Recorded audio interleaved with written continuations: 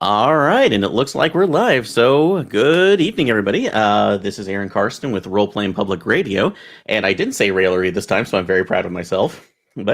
And welcome to a Patreon game. We are playing Delta Green. The name of the scenario is called Real Sleep, and we have three players with us tonight. So I will start going around at the table, starting with Madeline. Just let me know what your character is and how you came to the program. I'm playing Rebecca Purdom. She's a nurse, and she, after her kids left school, left home, she did a couple of, tours down as a nurse at one of the research facilities down in Antarctica. And Ooh. some weird things happen. She wasn't directly involved, but enough that she's made some contacts have been in contact with her about other stuff going on. Yeah, so if at least some people have known that you're able to maybe keep your mouth shut or look away when other things are happening, possibly a guy who was walking out of that facility not breathing at all for some reason, but still walking, as I will allude to the thing constantly. So thank you for giving me that to work on. So excellent. All right, Squirrel. I'm playing Dr. Rich Hilburn. I'm a medical examiner who works for Baltimore County and sometimes the FBI. And then in between, works as a professor of forensic pathology at Hopkins nearby. Okay. And I've been in the program for several years, probably after an incident where some bodies started disappearing from a morgue. I looked into it a little too far and had a run-in with a Baltimore school cult. Nice. So, so that definitely would at least bring you on. With your experience, would you say are you part of the more recent graduates of the Delta Green agents, or part of the cowboy era? I've probably been more of a office coordinator, providing like research and medical information. I probably didn't even know that we were cowboys back in the day, and just kind of made the transition like a consultant would. So probably the safest way to do if you can in this job. So excellent here. All right, and finally, Winter. Hi, I'm Winter, and I'm playing Dr. Dennis Sherman tonight. I'm a general practitioner out of Galveston, Texas. And I've been friendly since the cowboy era. Oh, so you're an old school one. So the program, so you took the offer for the program to recruit you back in. So, actually, that being said, what actually got you back into the program? So, were you always operating as a cowboy during the 2000s, or did you? Well, I was more of a cut man, considering my 80 in medicine. Oh, you have a broken bone? Don't talk about it. Gunshots. Oh no, you just fell through a fence. So that looks like a molecular acid that came from a creature not beyond this world. So we're not going to worry about that. Can I get a sample? So good to hear. All right. So like a lot of the backgrounds here.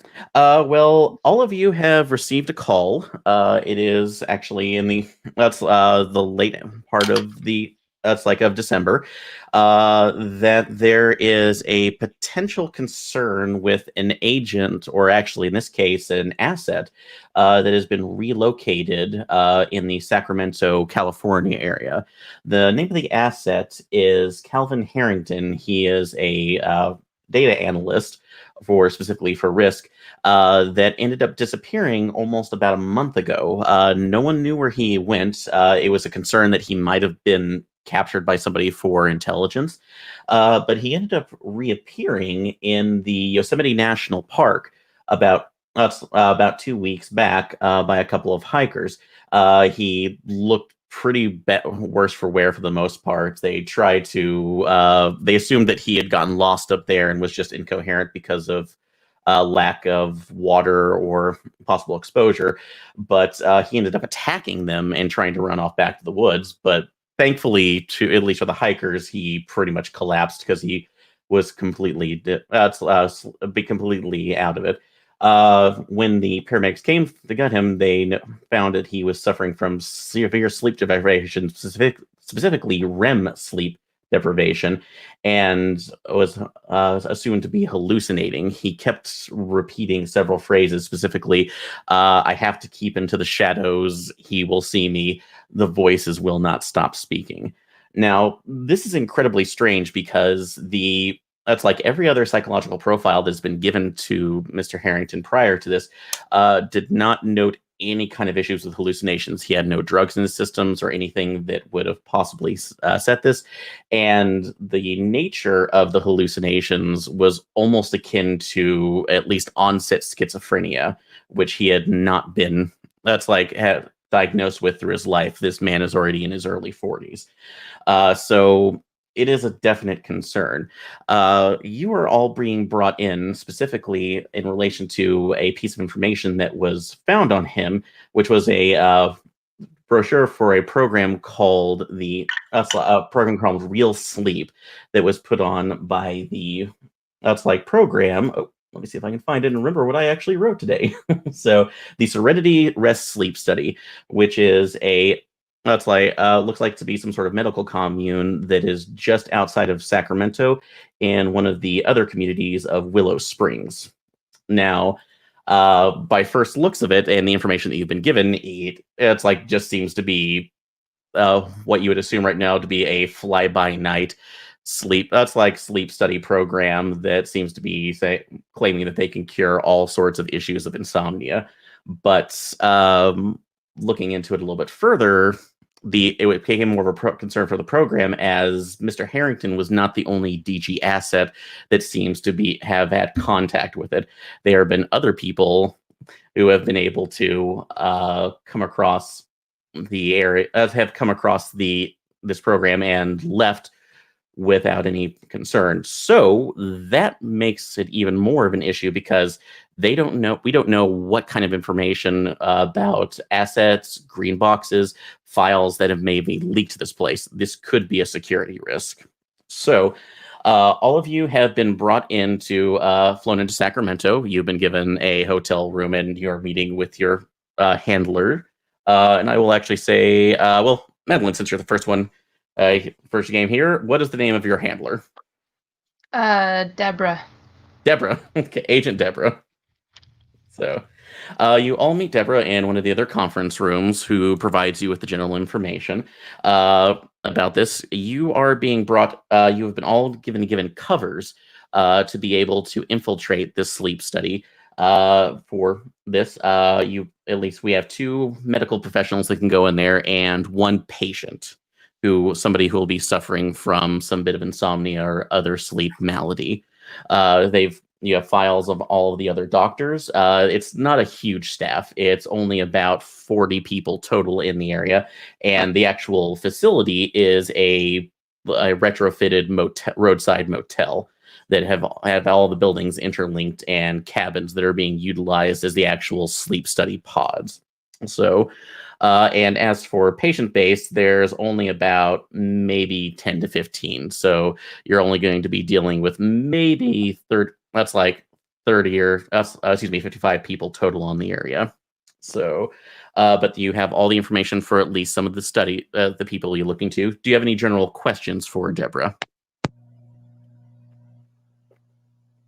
Okay.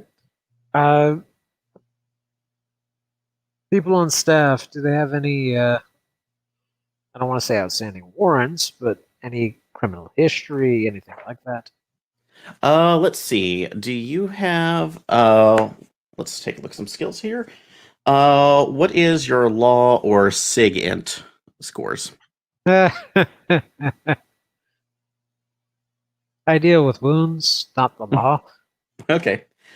Or I would also say, if you also have a bureaucracy roll, what is that score? That's 50. That's 50? Okay. Given the fact that you're with DG, the basic background check is showing a couple of minor blips. The biggest one would be Dr. Philip Seymour, who is one of the primary physicians here. It seems that he has a couple of mild convictions for felony fraud, but that's about it. Though there's nothing really big in that. Anything else that you can see coming from the staff seems just to be general mild issues with traffic violations and whatnot. Okay. Do we know anything about? I'm sorry. No worries. Do we know anything about who founded it or who funded it?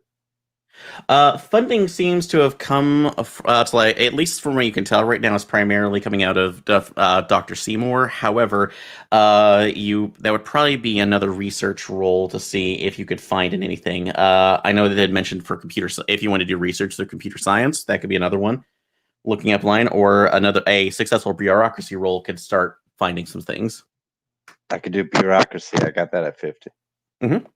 Let's see. Go ahead and give that a roll. 23. 23? Okay.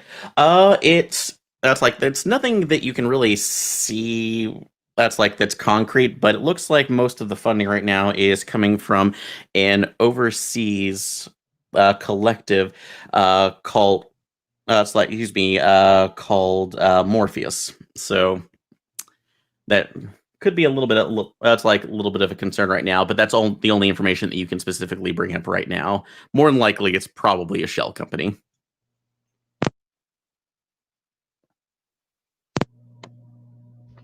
What's their public facing, like what are they telling people that are coming to their program? What kind of services are they offering? Stuff like that.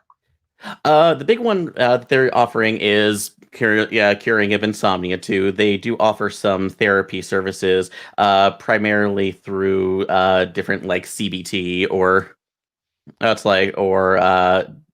DBT, behavioral. It's like modifications. Mm-hmm. But otherwise, they like the insomnia portionally. They're primarily working through that. I will say, what is your medical score, Madeline? 60. 60. Something else that you kind of find interesting is that part of their treatment is for real sleep is actually advertising something akin to EMDR therapy. So, but it's kind of odd that you would think that they would do that with the light sequences when you're trying to basically sequester somebody and figure out the issues with their own sleep. So that strikes you as a bit odd. But other than that, like I said, it looks like the clientele right now is mainly for stress-based insomnia. Okay. Are there any DG assets currently as patients? I know Harrington was, but are there any currently being treated?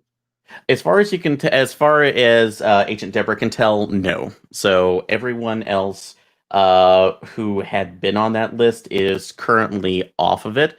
They have been sequestered to at a green box facility to actually see if they are exhibiting any other concerning behaviors and issues. But she tells you that is for us to worry about and not for your own concern. So basically, we were chosen because if we get brainwashed, we don't know enough to be a threat. Yeah. So she actually just comes out and says that you are here specifically for that's like the deniability factor. So you are the least connected here with this. I'm sorry if that is insensitive, but we want to make sure that we don't have any other sensitive information that's going out. No, makes sense. All right. But you will be entrenched within the morning. So with all of your credentials, we'll set you up as this way. First off, Rebecca, you will be entrenched with the evening nurse staff. So you will be able to move around as freely as possible, but and have the most knowledge of certain routines as well. Dr. Hilburn, you will be brought off as a staff. As part of a staffing position. So keeping up with that, hopefully that can get you into some of the records. And Dr. Sherman, so I apologize, but we're going to have you go through some of the treatments, hopefully, and see what's going to happen. It will be up to your two cohorts to keep you safe, but we have the utmost confidence. Lovely. But other than that, are there any other questions before we let you get some rest before going out into the field? Uh-huh. I assume we're not all showing up at once. What is the order of us going in?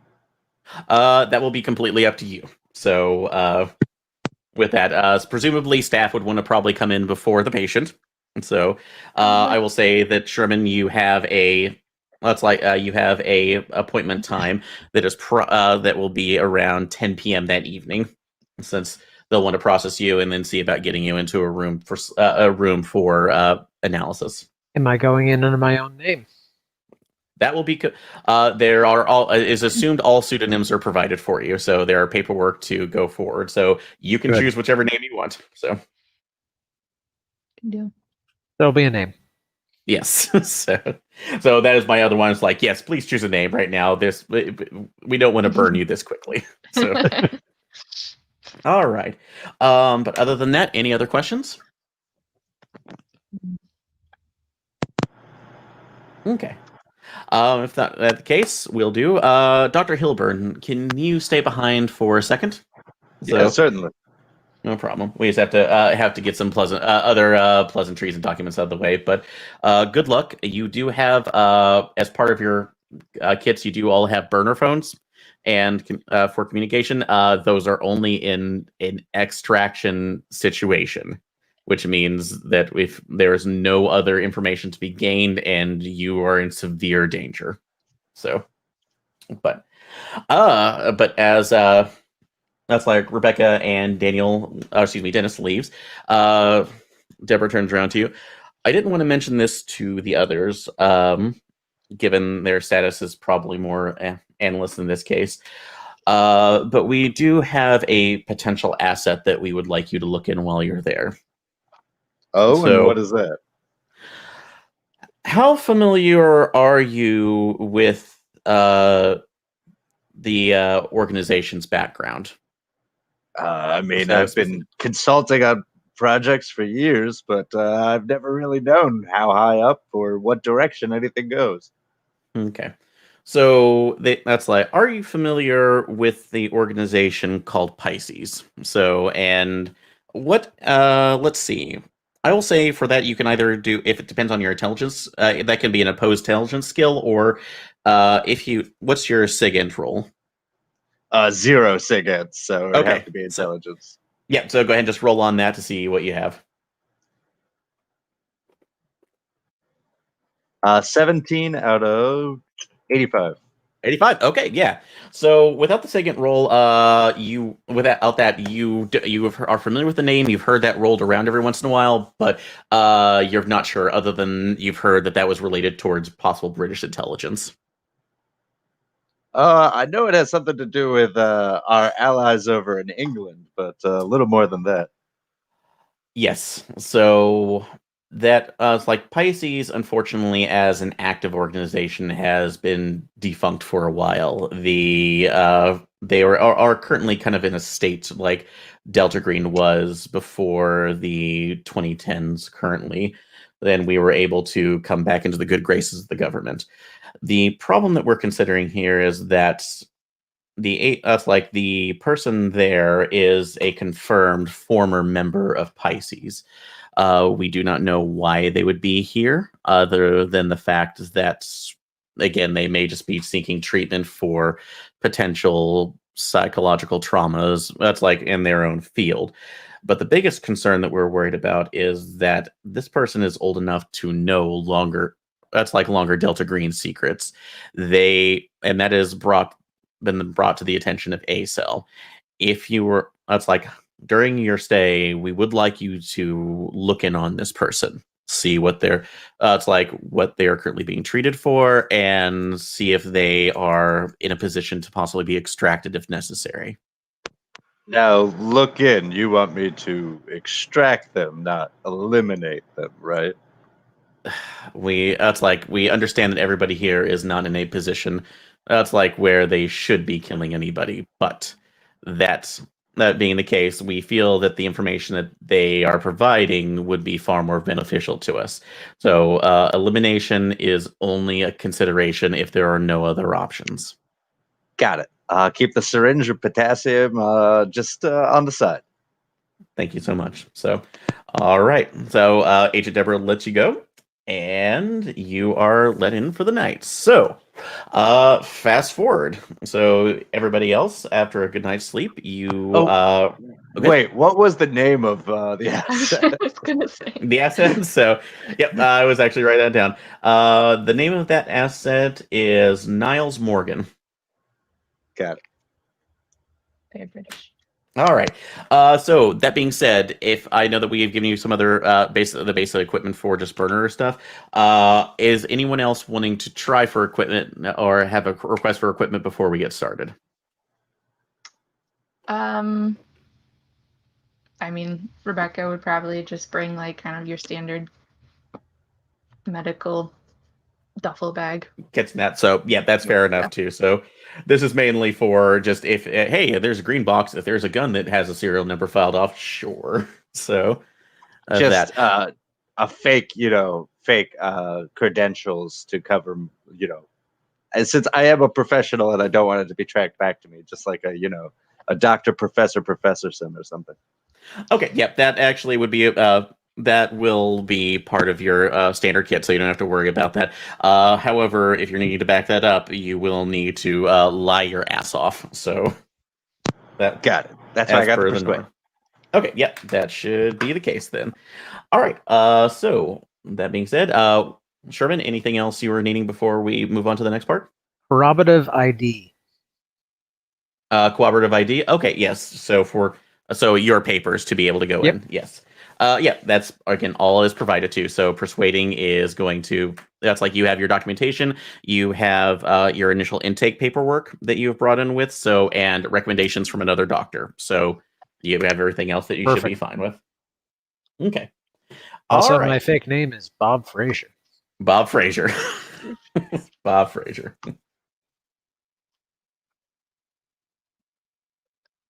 That's generic. We'll work with that. Alrighty then. All right. So next day rolls around. That's like Rich and Madeline. You are the first to arrive. You come in the early afternoon before everything else is getting set up. As I said before, the Willow Springs facility is basically just a sprawling old motel that has one major building which serves as the administrative building and in the center of it, and then seems to have interconnected cabins around that are serving as the treatment / pod rooms. You're greeted by an older nurse at the facility. Her name, actually, since Sherman, we haven't got a chance to name somebody else yet. For that, who is the name of the nurse? Cynthia. Cynthia.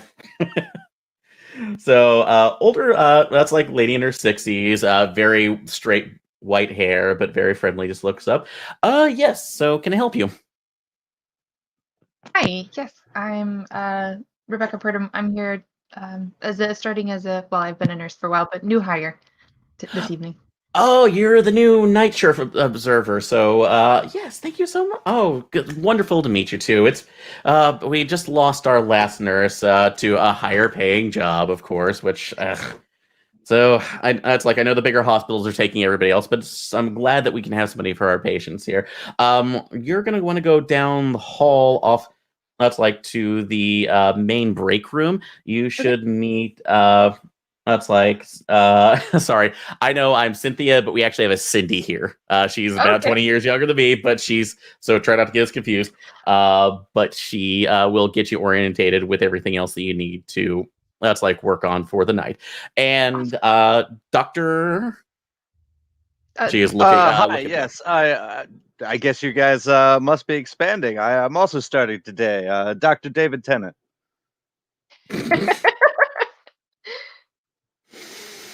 You can just call me the doctor. High or low? Hi. I can do that. All right, let's see.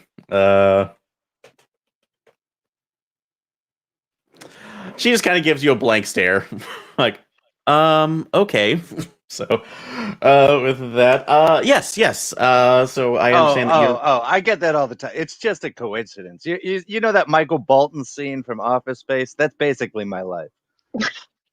You might have to ask one of my grandsons. I'm not sure, but I'm sure it's funny though. Once I know the joke. Anyway, yes. So you are actually. Oh, I see that right now. You're scheduling a meeting with Dr. Philip Seymour. So he should be able. It's like his office is all the way back to the left. So you'll just want to follow the general signs, and they'll get. That's like they will get you set up for tonight. Excellent. Thank you so much, Cynthia. Nice to meet you. Okay, thank you so much. So, you both go down your ways. So, here, if both of you want to make some alertness checks. I don't believe I'm there yet, right? Not yet. Yeah, Winter. So you'll be there shortly. So 98, definitely not. I'm distracted trying to find my way to the office. I end up in a bathroom. Yeah, it's a bit rustic, unfortunately. So you just don't see anything in particular as you're moving through. So, all right, Madeline. I just missed 62 out of 60. 60 out of 60. So okay. I will say that you don't really. You're kind of taken in by the fact that they've made this.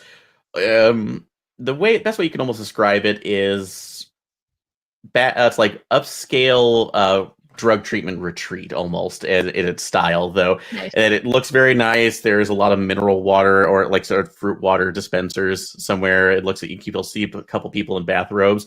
But you do notice at least something that's kind of bugging in the back of your mind. You can't really describe it, but when you turn around, you do see a couple people who definitely look like patients there in the upstairs bathrobes. You could have sworn they were at least staring you a little bit harder than they should have too, and that they're discussing something, but it almost comes off as a low hum to you instead of just kind of general whispers, which you shake off and go, "Well, this is weird. I'm not gonna worry about that." So, all right, but we'll start with you. So you turn the corner, find the break room, and find a that's like woman, probably in her mid-20s, working on some paperwork. Looks around. Can I help you? Hi, I'm Rebecca Purdom. I'm the new hire. I'm looking for Cindy. Oh, that's me. So nice Hi. to meet you. So she shakes her hand. Nice to Oh, meet you. so you're gonna be yeah. So you're officially on the night shift with me. So, did you get a chance to read through some of the training manuals or anything else about what what the overnight process and the checks are? A little bit, but it'd probably help if you just tell me as we go, just a little bit, just make sure I'm tracking with you here. Yeah. So, we'll take a look. She gets you up and starts walking down.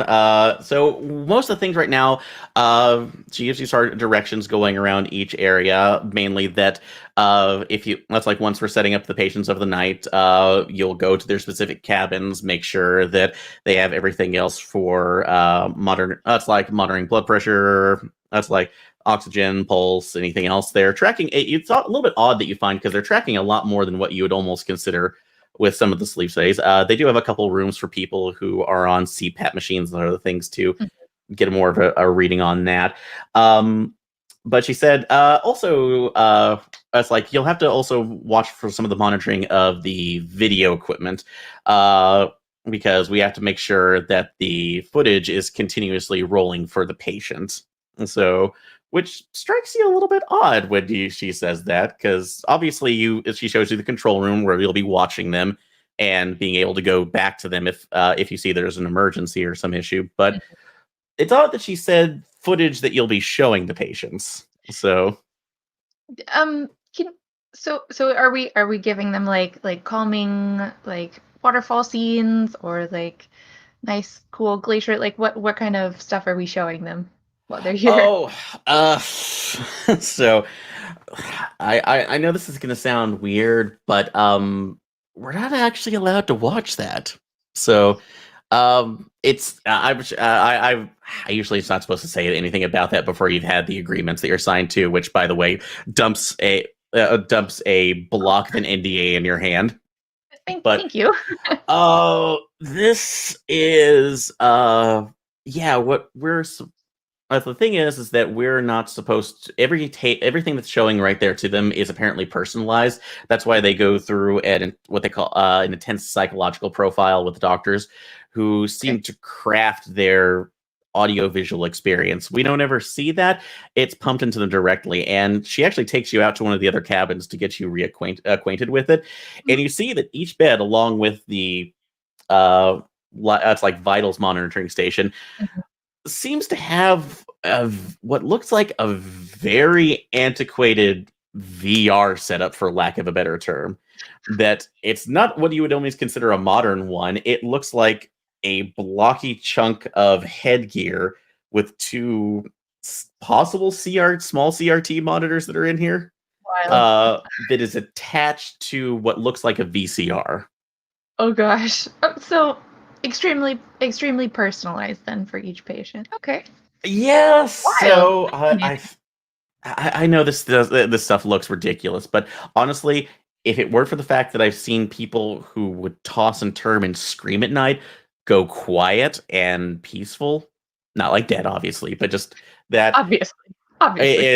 it seems to, it absolutely works. So I would not be here still working with them if I thought these people were snake oil peddlers. So it's amazing. But yeah, so basically what you'll do in the night, she just runs through the process of you'll hook everything else up, take vitals, make sure everybody is comfortable, make the monitors, and then put in the tape with their name and walk out. So you only do it's almost a cherry gig. So okay. Are there any tapes in the room right now? Alertness. See if you can see anything. If I can do better than last one.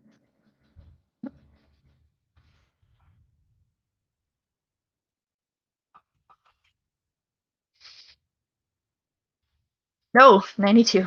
92. So, yeah, you're just a little too freaked out by the fact that this seems to be a late 80s, early 90s nightmare of a room. Which, again, comes up as completely odd because all the monitoring equipment is it's modern for the most part. So seeing that in the room is just a bit off. So, but she kind of gets your schedule, lets you get reacquainted. She shows you back over to the break room so you can start going through the gargantuan NDA process, and says, "I'll be back." So before we can start your first shift, okay? Thanks, Cindy. No problem. So, but during this time, if you want to try to find your place and sneak around, we'll do that. So, but just let me know. But I will say one last thing you can do. Let's see. What is your bureaucracy roll? 40. 40. Go ahead and go ahead and roll that just to see anything odd. If I notice something in this book of paper, nope. 77 crit fail. Oh. This is trustworthy. I'll scroll my name on this. It's cool. You're fine. So, all right. So, okay. Briefly over to Rich. So you were led to the back office. You see, that's like what looks like to be what was essentially a master bedroom for this particular that's like main building. That has been converted into a large office space with windows looking out onto the river in the back. That says Dr. Excuse me, Dr. Philip Seymour. And you see a gentleman in there, probably in his mid 50s, who seems to be just actually sitting there labeling a tape of a video cassette of all things, and just looking over that. Knock on the door. He looks up. Oh, yes. Can I help you? Yeah, sometimes old ways are the best ways. Dr. Tennant, you must be Dr. Seymour. I've just come around I'm doing rounds on psychology at Assist out here. Oh, you're a new psychologist out there. Come in. So, sorry, no, I quickly puts the videotape up. I've been just trying to get some labels on there. These are old videos of my kids right now. They've asked me to convert it over to a virtual format, but I'm kind of stuck on my old ways right now. And you see he puts it in a drawer. As he's looking around. So sit down. I'm very glad that we have you on board right now. We actually just lost our last psychologist. So with that's like just the market. Unfortunately, they found something a little bit better. But we're absolutely enthralled to have you right now. Tell me right now, what do you know of a real sleep program? Have you been able to read some of the documentation that we forwarded to you? I read some of the orientation paperwork, but I would love to hear it straight from the horse's mouth. If you could tell me more about the program you've got going on here, I'm just looking forward to diving right in. So much that is absolutely the biggest part that we love. Well, we've gone through a bit more of an unorthodox approach to these because, as you know, the main that's like focus of at least a lot of the sleep studies, or at least insomnia, is more the physiological aspect to are you getting enough oxygen during the middle of the night? Are you able to get into a more restful level of sleep where the neurochemical process can filter itself out as necessary? But or in this case right now, if there's trauma based right now, that something else is happening where the person is reliving an experience. That's the part that we're most focused here in the well, it's like at the Serenity studies here for real sleep. We feel that those dreaming processes are antiquated, if I can bring that as a word. It is something that is part of our biology that is no longer needed, and is just that is just an aspect of our evolution that has no further use other than just to re-traumatize us. Interesting. You think we've moved past dreaming? So I think we have as a species overall too. It's interesting, creates maybe some ideas for some good movies or televisions or music, but honestly, it's I think we lose people more to it than not. So where we've looked into is finding a regiment of therapy, both with traditional methods of lots of discussion and analysis, as well as one in the unconscious mind to eliminate the dreaming aspect from our REM sleep, so to speak. Huh. Fascinating. And so, how will I be assisting you with the patients here? Well, that's like in particular, we need daily analyses of what they are possibly dreaming about at the moment, or something to analyze where they're coming. That's like they're coming from, mainly just for stability's sake. We'll be bringing you in for interviews on a daily basis with them, and to that's like to see if any of them are suffering from ill effects, because the program, unfortunately, is not for everyone. But we feel that those who are suffering from the most distress are getting would be the best advantage. So we need to know when they would be ready for the next level of our steps of our program. What is the regimen that you're putting the patients through? What are the therapies you're attempting?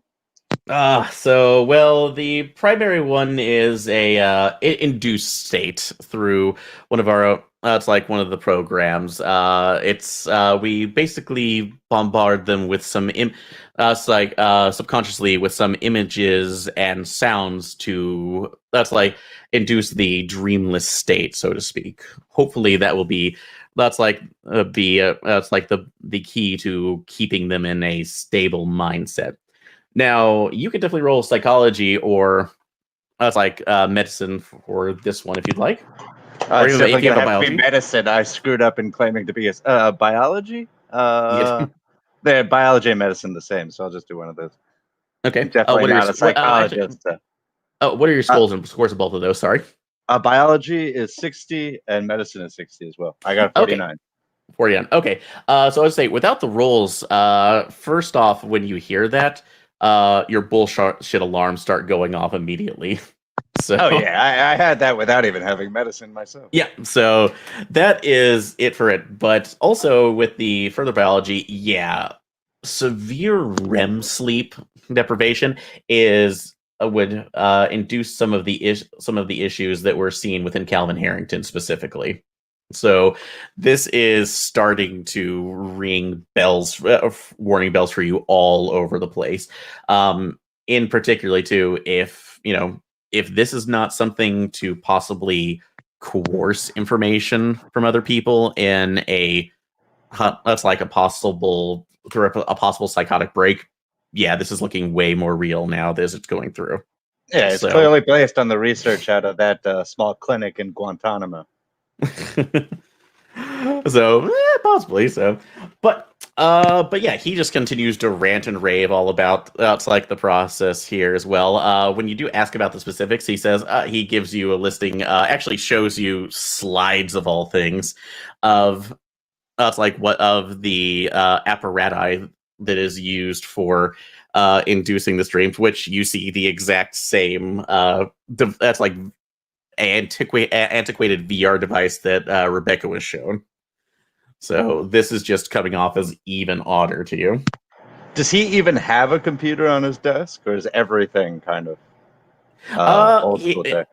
Yes, actually, he does have a pretty recent. It looks like a pretty recent gaming laptop of all things. So that looks up to date, but it does have a heavy coat of dust on it. So it's looks like it's there more for show than anything else. But outside of that, though, but yeah, he just kind of goes to the general spiel about that. Is there any other information that you want to try to pull from him while you're in the interview? I guess guiding him towards maybe dropping the name Calvin Harrington, but probably not saying that outright. Ask him if he's had any particular success stories or any particular failures. So we'll do that. I will say he's a bit guarded on that, but what's your persuasion roll? 40. 40. Yeah, he gives you some of the just general case studies about this, saying like, oh, we've had we've had these particular celebrities out into the San Francisco Bay Area that have gone through. Did you see that person on the local 58 station? They're one of our best customers. They don't have to worry about nightmares ever again, especially if you're working in high stakes journalism. So, but if you want any more information about something that he would give away for Calvin or your other target, Niles, you'll have to make a roll. Okay, I will make a persuade roll. Let's see. Okay. 19. Nice. So, all right. Well, I will with that one. I will give you one of two options right now. You can either ask about Calvin or Niles. That will be your choice.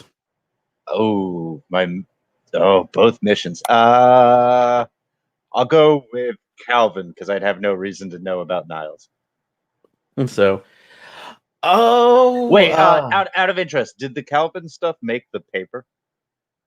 That one, yes, it made some locals just within the area, but that was also quickly covered up too. So, if nothing else, it's like DG actually made sure that kind of went to a back page and wasn't heard about. So okay, but it wouldn't be unreasonable for me to say. But I did see something in the news recently about an ex-patient of yours.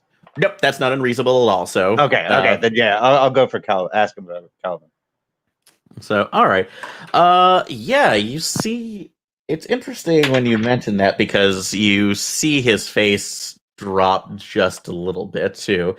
And it's he looks around saying, "Oh, yes, Mr. Harrington." So, unfortunately, he did not really deal well with the with the program, so it didn't really. It had a bit of an opposite effect on it, and it's an unfortunate side effect off of with some people that the process of which we try to regulate the REM sleep cycles of some produce sometimes an unfortunate hallucinatory effect, and and where it goes into the reverse, where you're just dreaming on the outside. You're no longer eliminating it. So it's an absolutely unfortunate. Let's see with that. Looking from there, do you what's your human skill? Probably low. 10. 10? Okay. Or I will say that, yeah, so I will say that you can roll either that or alertness you can roll alertness at -20. Well, that would be 0. My alertness is 20. Oh, so your alertness is 20? I'll just go with the 10 human. I'm just not great with people. Okay, I'm sorry. Most of my time around corpses. 33 critical failure. So Oh yeah, no, no, I understand. There's always outliers. true. So, yeah. So you believe him completely that this is an issue, but he does offer you, since you're asking more insistently about it, since you'll be working with our patients one on one, and if you need if you need an insight on how that's like how this can be either negative or positive for them, feel free to look through the records. So those are unrestricted for staff. Thank you, Doctor. Thank you. After that, I'm like half convinced that the guy is like on the up and up, and Calvin was just crazy. Yep. So that's a bit off. Yeah. So it's a little bit off there, but you do have the information. You have your rotations. Both you and Rebecca essentially will be on the same shift in the evening. So you'll be there to actually assess everybody in the mornings and evenings and mornings when they get up. So, and specifically, you will be on Sherman's steps. So that is set up. Any other questions before we move on to Sherman? I'm gonna acquaint looking over my patient files. Do I have Niles as one of my patients? You do actually. So Excellent. you do notice him there. So he is actually one thing odd you notice is he is in one of the furthest cabins away from the main facility. So it's a little bit off-putting. It's a little bit concerning, but you will be able to look at them on the routine. Excuse me, through the routine in the middle of the night. So, all right. So fast forward to the evening right now. Sherman, you arrive. So you see the you see the exact same the exact same scene as everybody else that you saw. Cynthia, the nice elderly nurse, checks you in. She is getting all sorts of general medical information from you. So you can also make a bureaucracy or alertness check to see if you can find anything else. Bureaucracy. Yes, as you're filling out your information. 11 critical success. Okay, so as you're going through it, you notice just the general information that you would see about, that's like allergies, any kind of pre-existing medical conditions, whatnot. But as you're going through there, you also hit the non-disclosure agreement that is set with the program too, and specifically one that's a little bit off because you assume when you see about this, this is proprietary, this is not FDA approved, so that's like they're being a little more quiet. But the biggest thing about this is you actually see a clause that's almost too small to read on there that states that in the event of potential incapacitation, you're agreeing to basically allow all personal assets and record informations to automatically transfer over to the clinic. So, which they are putting under the guise of continued continuity of care. But looking at this, this is more an issue of you're signing your life away. Nice. These people, if nobody is really reading this carefully, this study owns you, lock, stock, and barrel. Okay. From the rest of not including the NDA, but everything before with medical history. Is there anything they're trying to make sure that I'm good for? The other thing that you actually do notice in here is that they have a specific note for epilepsy. That if you are you have to disclose this immediately, as it will disqualify you from the treatment. Oof. I'll keep that in mind. Mm-hmm. So, but yeah, those are two weird things that you note in here. But also, you're signing under a false name, so they will never actually get. They will get ownership of a null person. So, that's like within there. As you're taken back, you were let's learn that the cabins again that you're seeing around here are essentially full mini motel rooms that have everything you would need for the evening. They have a stocked fridge, they have the beds with the entire suites, they have cameras over you. As you're moving through, you do see Rebecca and Rich moving around, so you're able to clock them. But it is Cindy who initially takes you in and is taking you through the process of it. She explained to you that the first treatments right now might seem odd. So, but it's more to kind of give a general baseline of what you're seeing and what you knew to do in order to achieve the real sleep state in order to be more restful. So, you can go ahead and since you also have some medical background too, you can either make some medicine rolls, psychology, or just alertness. I'm going to go with psychotherapy. Also, I moved points from pilot to psychotherapy, so now it's 80. Okay, so fair enough. So that's 58 under 80. 58 under 80. So, So first off, the things that you're seeing, what she is describing here and the processes of at least their therapy is 110% bullshit.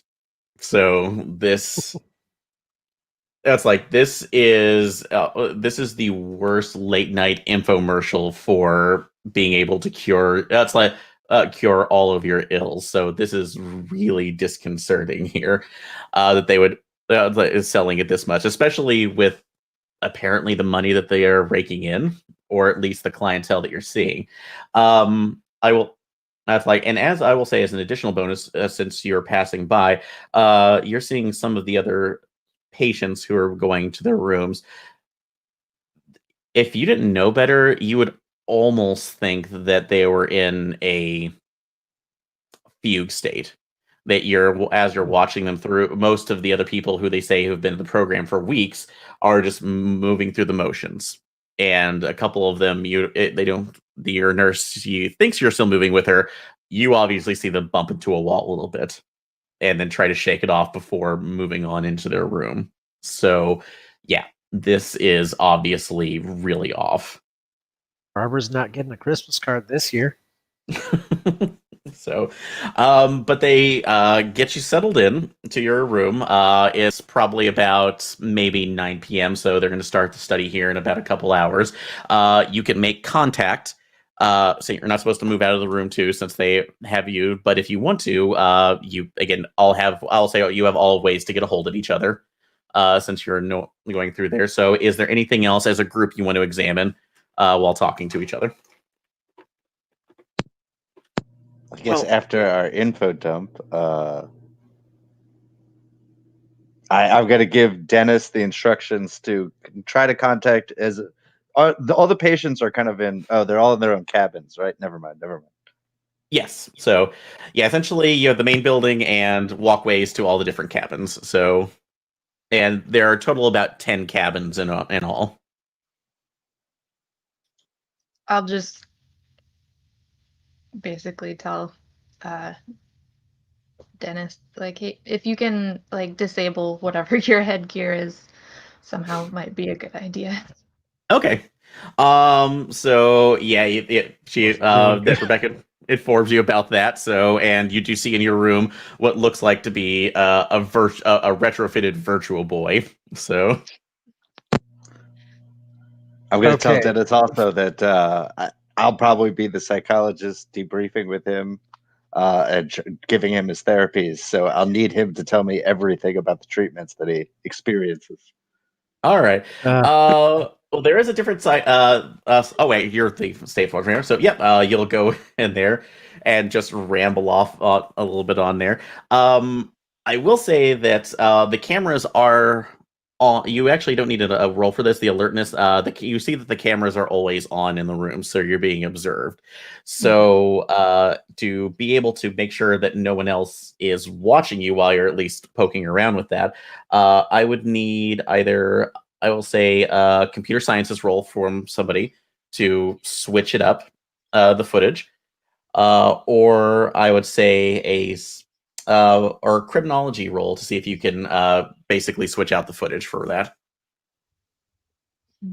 I have a 20 in comp sci. Okay. Likewise. 0. So All 0. right. Okay. Oh, 38. 38. Okay. So, Nope. all right. So you tried to valiantly to cover up that mainly your body. So we'll see if I give you another roll in a second, so you don't have to worry at least possible suspicion. But you're just kind of trying to switch out a tape or at least a footage from here and saying like, oh no. So where is the footage kept, and is it viewed in the same place as where it's kept?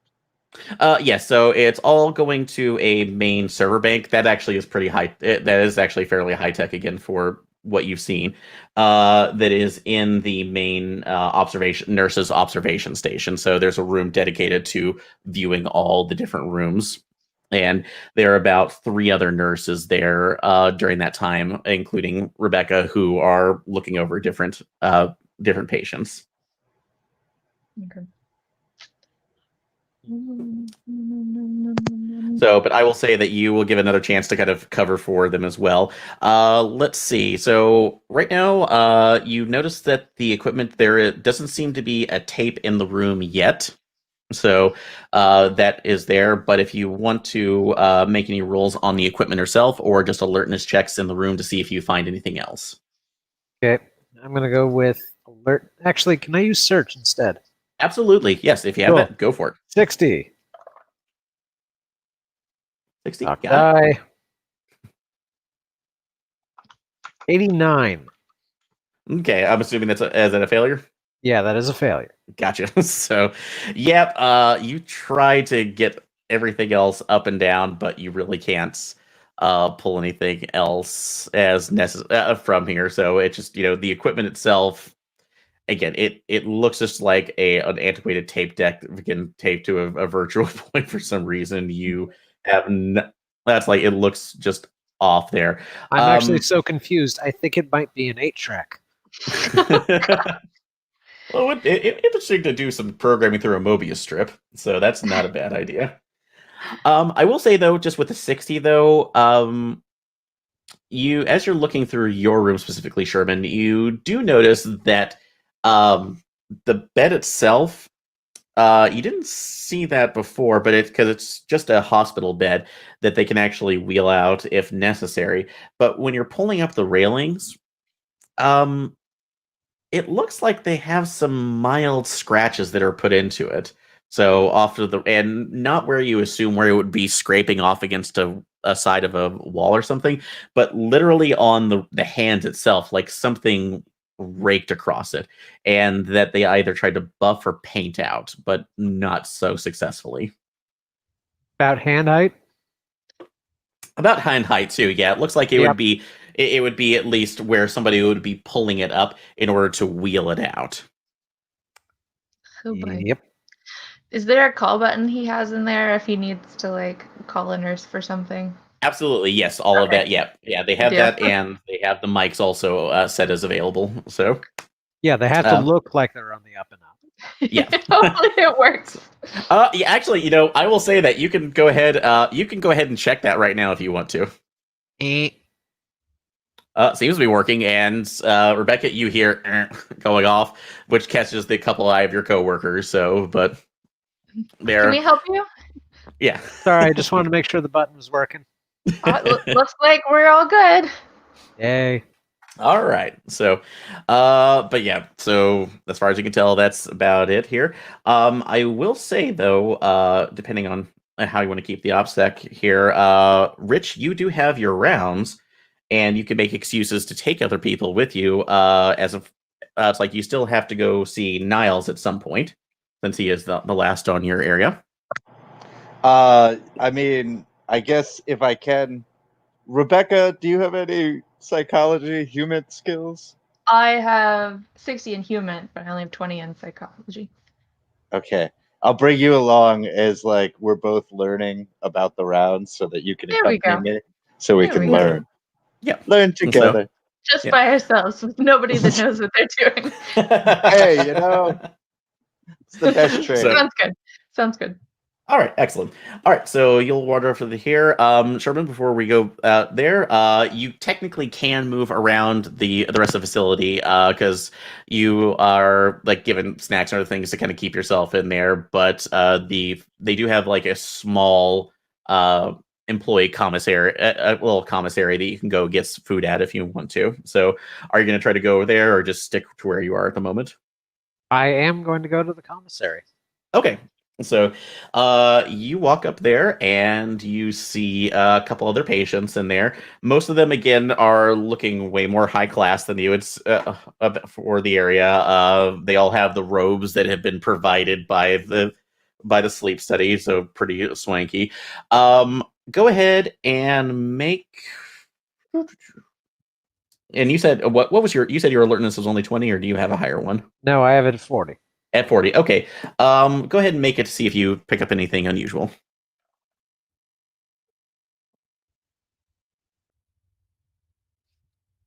No, failure.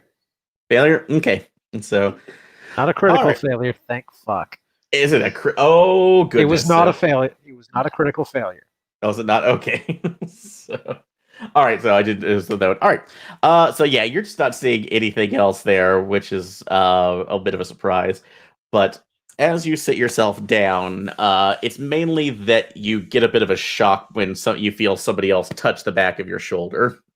So you kind of it's like jolt and look around, and you see a guy who is a little bit more run down than at least a ragged looking than the other people. He's definitely in the same pajama slash robes that everybody else is, but he sits there just kind of looking at you a little with very intently, and he has heavy bags under his eyes, and he has his hand up to his forehead and seems to be tapping it in a rhythmic fashion, just staring at you.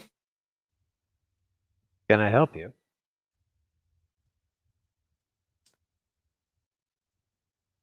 I don't think Psychotherapy? so. Psychotherapy? Go ahead. What's your score? My score is 80. Oh yeah, you had the idea. So yeah, go ahead. You don't even have to make a roll on that initially, too. That when you look at him, this person definitely seems to be in another altered state. He's almost very similar to some of the other people that Rebecca's been seeing specifically about around there who seem to be in the fugue state. But he seems to be intently focused on you, and you notice that the rhythmic tapping on the forehead seems to be almost comfort. You can see he's getting a comfort from it as he's looking you down. Suffer from headaches? Not for a while. I got rid of that. But I'm wondering if that's why you're here too. I've just been having trouble sleeping. So you see that he keeps tapping here. Sits down. I'll let you in on a secret. Yeah. I used to have that too. But then I took care of that. And he lets his hand go from where he was tapping it on his forehead and go ahead and make a sand roll.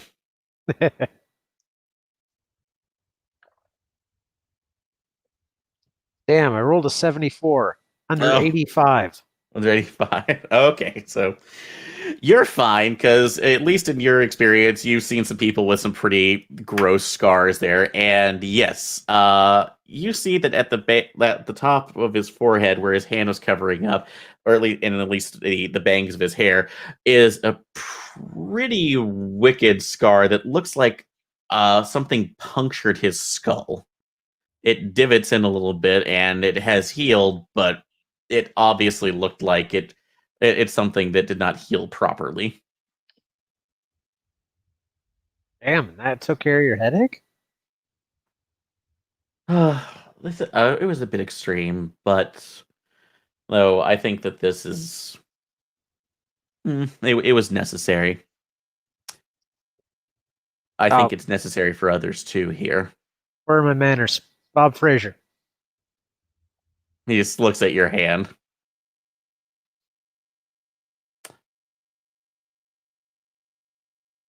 Fred. Fred? Good to meet you, Fred. That's the name I can remember. Headaches must have been some fearsome.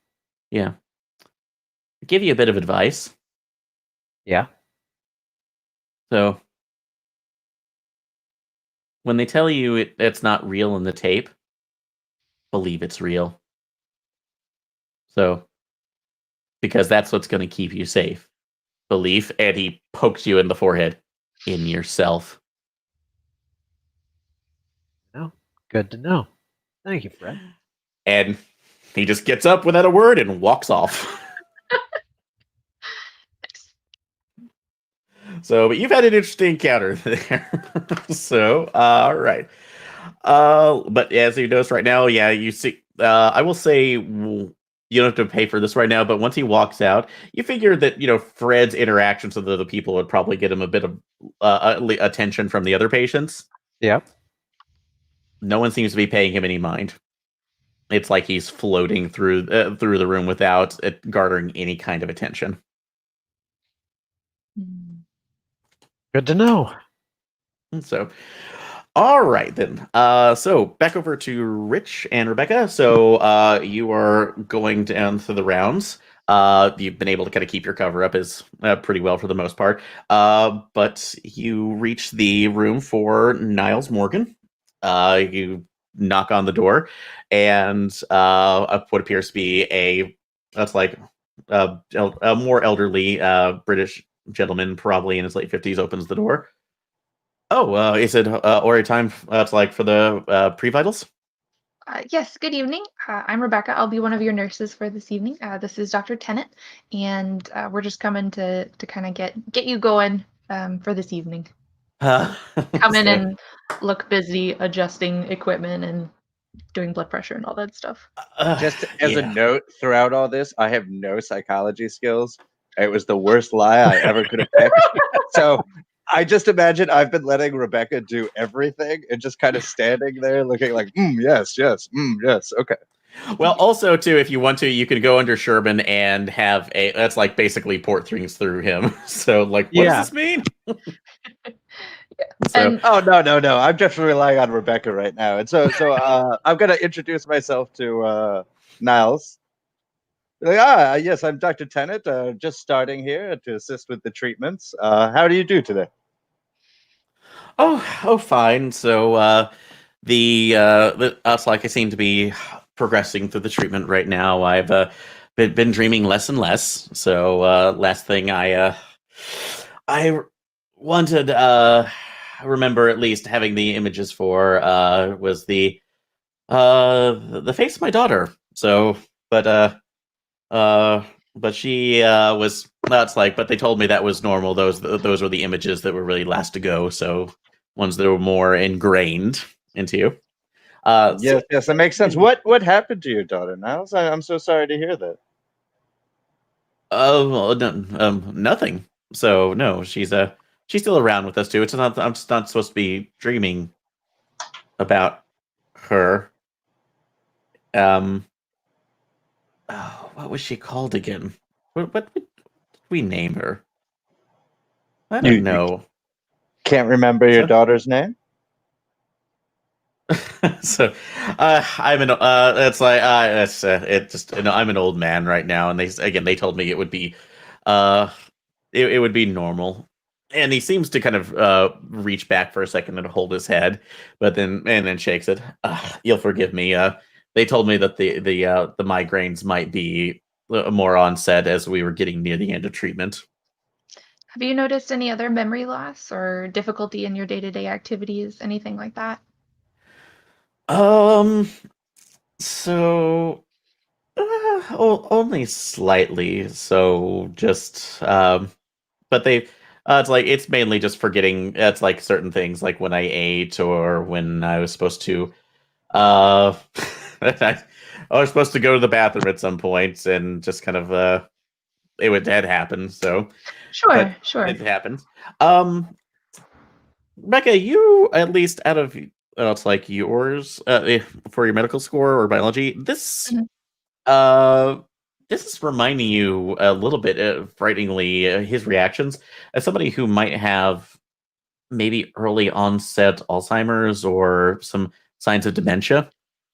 Late if he's forgetting his daughter, but yeah, absolutely. So, which again is a bit least odd for somebody who's in a sleep study program of anything else. As But- we're taking his vitals and such, I kind of want to get him into conversation, just kind of friendly conversation, and start asking about like, oh, and what did you used to do for a living? So, oh well, I was more of a government contractor. So I went it's like to and fro, did things here or there to primarily with the that's like working with overseas state services on different projects too. That's like mainly a lot of more diplomatic corps missions, if you can call it that. I was gonna say, So- I detected a slight accent. Did you grow up in England or spend some time there? Yes. I'm actually from you see him start pounding the desk a little bit too, just with his hand. Leeds. That's where I'm from. Oh, Yes. gorgeous area, gorgeous That's where area. it's from. So that's that's where I was from. So but yeah, just general contracting work. So he seems to also be struggling with the words too a little bit. Like it's like wanting like he was wanting to remember, but he can't, or it's some way he's that's like it's the memory is almost forcing it upon himself. So this is a little bit but you are hitting I will say without any rolls, like you're hitting on something too that's interesting that it kind of came through. Let's see. And you said your human was not very high, correct, Rich? Oh, mine's terrible. Yeah, 10. Okay. Rebecca, if you want to roll that or roll again another, I would say another medicine or psychology, you can give that a roll and see.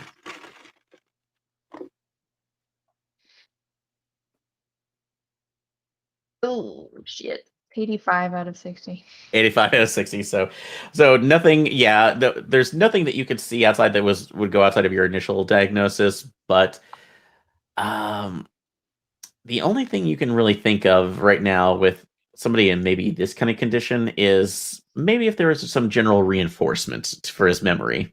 But this is, Niles, one last thing. If you found that the rat catcher was late, would you burn the flat down and go to the pub? to make you do a sand check right now. I couldn't resist. No. So, luck check, high or low? Let's go low this time. All right.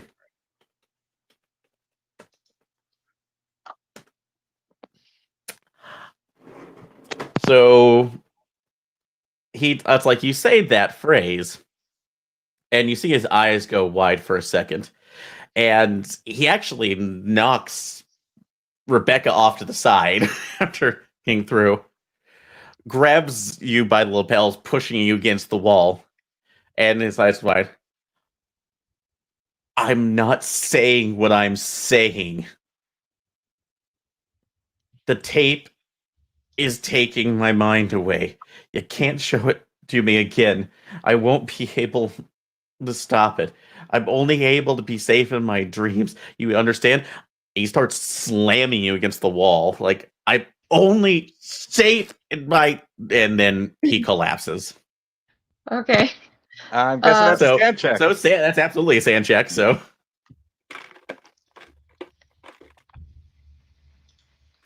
58 out of 70. I'm okay, kind of. Although Okay. a little Oh, disturbed. I'm gonna fail everything. 96. Oh no! So, well, that's only one sand Okay. lost because that was just you saw a patient attack your colleague. Okay. Yeah. But it's about that time you hear knocks at the door and a couple of the other nurses, including Cynthia, come in saying, "Oh goodness! So did he have another episode?" I think so. He just started attacking Dr. Tennant, and then he just passed out. I don't know. And Rebecca's trying to like protect his head, make sure his pulses and breathing all okay. Yeah, so thankfully you didn't take any damage from that. It was just it was more of a force situation. But yeah, you see that he is completely out of it. It's like, and he's like, oh, I'm going to talk to Dr. Seymour again. That's like, I don't think we can actually go through the treatment, especially if he's in another one of these unconscious states. I'll keep an eye on him right now. I'm sorry you had to see that the first night, so we usually try to make sure that's like we usually try to ease some of the more difficult cases in there too. But you guys, your station should be ready for setting everybody else up. Can you go ahead and deliver the tapes out to everybody? They are listed. So sure. Okay. So. Thank you. So they shuffle you out and close the door here. Damn it. Okay. Yeah, then I'll read through the names of whoever I have on my tape list, I guess. See Okay. if anything sounds familiar or. Yep. So you guys can go ahead and go through that. You will be set up here in a second. And it's like that being and actually the one that you do see on there is Sherman's tape. So so you'll be able to do whatever you want to is there. But yeah, your routine, as you've learned, Rebecca, from this point is to go in, do your checks like for everybody else, and then pop in their name tape right now. But let's see, alertness checks. So I will say that right now you probably won't be able to do it, but you can write down every one of those names and record those, and then cross-reference that later if you need to. So okay, go back and check files and stuff. Yeah, so you can go ahead and do that. Let's see. The other thing, I will let you do one more alertness check while you're going through. You're so benevolent. Yeah. Oh, 86 out of 60. 86 out of 60. Okay, so yeah, so you're just kind of shocked into like, oh god, what just happened? Yep. So you'll be able to pick out something later here, but right now you're just in the moment of like, that guy just almost beat my friend up, so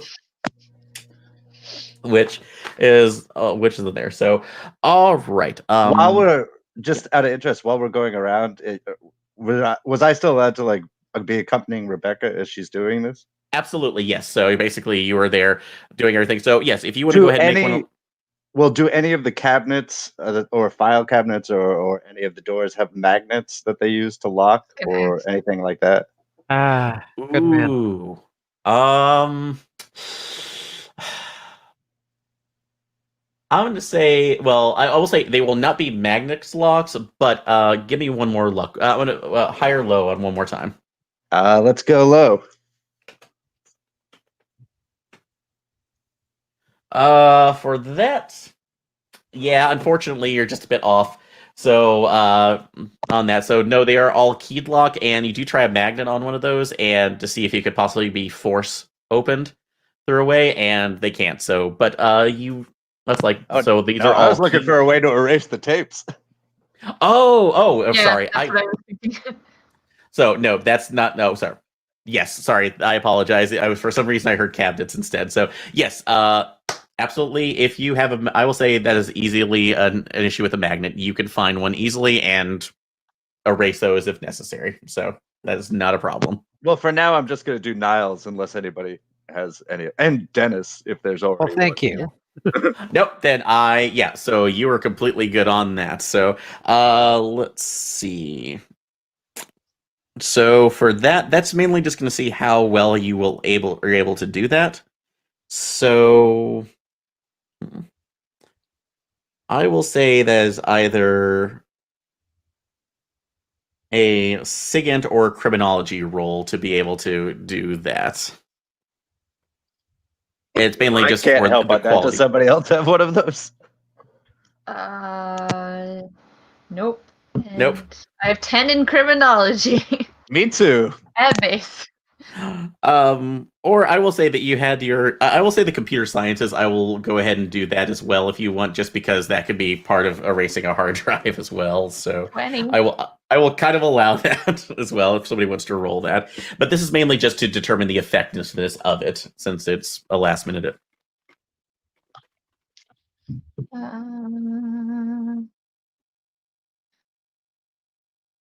Hey, 19 out of 20. 19 out of 20. Okay, Something, excellent. finally. All right, so this will definitely determine. Yeah, so Sherman, you might have gotten off lucky. So depending on what happens here. All right. So, yeah, before you're going Sherman's, you absolutely run that over the tape cartridge itself before you're putting it. It's like you're putting yourself into sleep. So, you will be able to go ahead. That's like you put all the equipment over your head, but we'll get over to you in a second. But everybody else, yeah, you go through the rest of the line. You see everybody else being put in.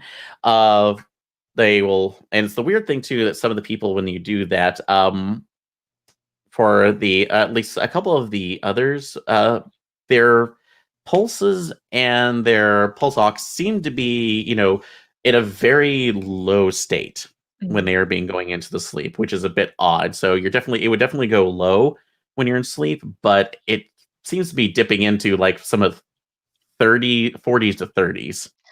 So Concern. yeah, which is a bit that's like a bit off for a couple other people. So but that being said, we will hit the night here. I'm just gonna take a small break to be right back. Everybody else is gonna get a drink or something, and I'll be right back. Cool. All right.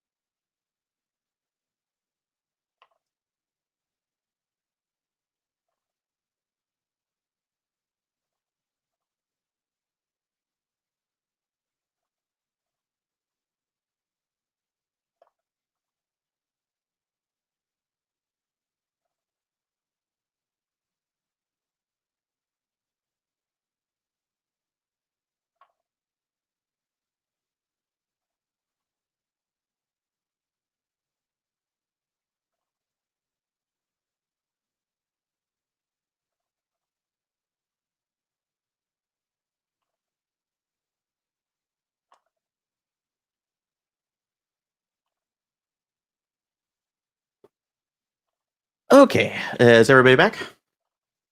Never left. Yep. Okay, sorry. So I do want to okay. say, if I get the chance, just because without telling any of the other agents, because I know this is a terrible idea, Okay. but I have a lot of sympathy for Niles as like Rich is not that far away from this being his future and him being in Niles's place, and he doesn't like the idea of an agent being so helpless. So I'm gonna like drop a Leatherman or like a pocket knife into his room Holy shit. to like give him a chance. Okay. Bad idea. Horrible Is it- idea. Isn't Cindy Go ahead. and one of the other nurses still in there with him? Well, at whenever this- he's alone, like when I get the chance to like Okay, hide it okay. somewhere that like an agent would know to look. Okay.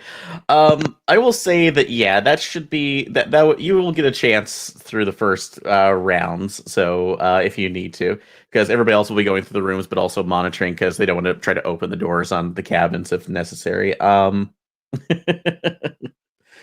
But I do like that you did that. So night falls. The main day staff end up going home, and the staff that is here, you're only with patients and probably about maybe 10 of the whole staff, which is mainly nursing, yourself, and then a couple other. That's like a couple short orderlies who are helping kind of ferry stuff back and forth as needed too, if there's medication. So, so in this case, Rebecca and Rich, you're both in the monitoring room. You can see all the different closed circuit TV banks for everybody else who are sleeping along with stats, as well as one on Sherman as well. You have been. That's like you're currently hooked up to everything right now. It's a little bit odd with your headset, but as like I said, you can't really get comfortable in it, but you can fake sleeping, or at least try to as much as possible. That's like in the moment, but that will also be up to your crimes partners in crime to try to hide your vitals so nobody can tell. But I will say, go ahead and as you're looking through, you notice that the video feed that's going into yours is mainly static, but you are picking up things every once in a while too. So unfortunately, that's like the erasure doesn't seem to be affecting you. It's definitely giving you a headache. So, but it doesn't really see. It's it's really kind of just off. That's like off-putting to you. So, but go ahead and make. Let's see. You said you had a. It's like what? You had do you have a forensics roll? I do not have forensics. Okay. All right. What are your main investigation skills? Psychotherapy, medicine. Oh, you have psychotherapy. Okay. Yes, so. the actual doctor. So, I've got the forensics. So I reversed everything. So all right. Go ahead and roll. Go ahead and roll your psychotherapy. Cool. 22. Oh man. So okay. So when you're picking up, it's like in the bits in between here, parts of the video still come up, but you notice that it's showing you different faces. Basically, different. That's like kind of faces that seem to be flickering back and forth on a regular loop, and it's very very faint, but you can continuously hear a voice that is repeating as these images are flashing forward. There are no faces. There are no faces. There are no faces. I like it. Good voice changer. Very restful. Hey.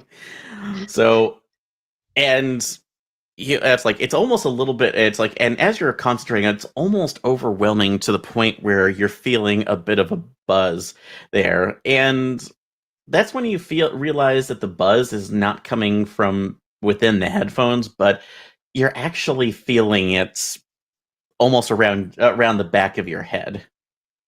And so that's a little bit on there. So are you taking the headset off? Or are you trying to hit the button? So I'm going to hit the button. Nothing happens. Oh fuck. Cool. So I'm going to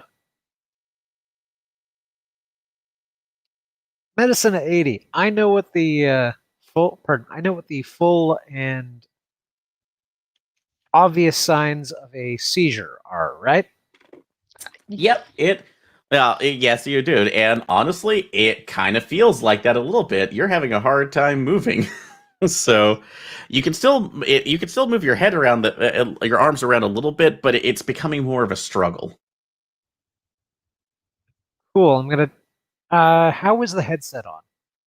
So it's basically wrapped around your head, because imagine it has a headset for the ears, and then that's like the very clunky Virtual Boy-esque head. That's like visor on front of it.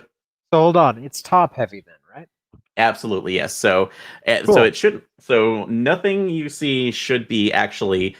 It's like it really, yeah. So that feeling in the back of your head, it's really weird because it feels like it's more crawling over you, but it's not Yeah, but it shouldn't be coming through that. Cool. In that case, I'm going to tuck my chin against my against my breastbone and flick to the left and the right. I'm going to do my best to knock this headset off. Okay. It honestly does. You as you're doing that, I will not say that's even that's not difficult to do because it's our top heavy. So it comes off, but as it does, you feel like something's being pulled away, and that buzzing sound becomes a little more present, like it's really reverberating through your skull. And as it hits the floor, uh, it's like you get a little bit more of your feeling back. Yeah. So, but it's like, and let's see, you can't see anything right now, but it's like, do you reach your hand back towards your head? Yep. That's not your hair. Hey. That's something a little bit more. It's like, let's see, pronounced and carapace feeling, and Cool. yeah, it Unarmed combat. starts. It starts immediately. Well, it's like resisting on there, and you feel pain. So, first off, I'm gonna need to have you make a con check. Cool.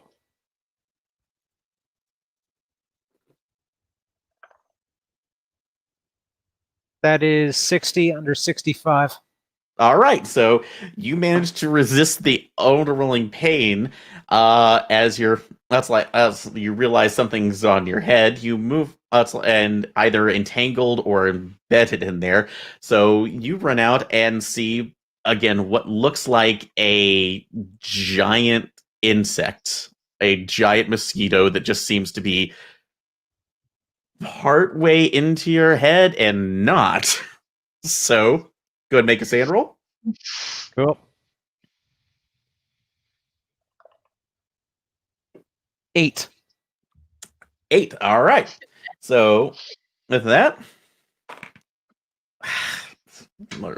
your lucky right rolls right now. You only take 1. So, but you're keeping it together pretty well. But yes, now this is an issue. So quickly back over to Rebecca and Rich. You're sitting there looking at all the other banks right now. So, but I will say, go ahead and make either of you can make your alertness or that's alertness SIGINT or computer science on your part, Madeline. Alertness would be much better. Although I 20 haven't out of been 20 rolling on it. alertness. Oh wow. Oh, I really wanted to say, oh, so it's time for Fail. me go? fail. Fail. Okay. So yeah, so unfortunately you're just kind of overwhelmed by the other things, but Rich, you've been noticing like a flicker on the monitor for Sherman's room that absolutely is repeating now. Huh. So Well, that is footage from that's like probably about 20 minutes ago. okay, I'm going to say to Rebecca, stay here for now. I think there's something going on in Dennis's room. The footage seems to be on a loop. Oh, You want to goodness. watch my back? Stay like 10. I'm going to go into the room. You stay behind me. If I don't come out of the room, I guess burn this place down. Okay, you've got 3 minutes. All right, so I'm going to rush over to Dennis's room. Okay, so you're running over there right now. So the other that's like the other side of it. So while you're so yeah, switching back over to for a second. Yeah, you're trying to extricate yourself from this thing, but it is even more painful. So to do that. Well, yes, it's in my skull. Yeah, at least as far as you can tell, it is just that's like it is outside of what it is. So what else are you trying to do to extricate it? So or to at least get it out? Well, it is a giant mosquito-ish thing, right? Mm-hmm. And how exactly is it in my skull? You can't really tell from it. It just seems like at one part of it, your head begins and it's ending out of there. Like it's, for lack of a better word, phasing. Okay, in that case, is it behind? Is it to the side? Is it to the front? Behind and coming back from it. So basically kind of thinking from that's like the back of your head moving out. The occipital region, Doctor. Oh, yeah. Thank you. So for those... That's the part I needed. No. Okay. If it was the side, I'd just use the gurney. The back, what do I have in the room? You currently have that's like a full kitchenette that is off to the side that seems to have some pots and pans or a coffee maker if necessary. You have things in the bathroom, the small bathroom right now if you need to get to running water, or that's like any other implements there. So you have all the equipment off to the side from the bed that you were laying on. So Cool. I feel a bit thirsty. I think I'm gonna brew some coffee. okay. So the it's like this is becoming far more the buzzing is becoming far more problematic. So go ahead and make another sand roll. A sand roll or a con roll? This will be a sand roll because it is no longer really hurting at this point, but it's hard to concentrate and it's really taking a toll. 82 under 89. Oh, 82 under 84.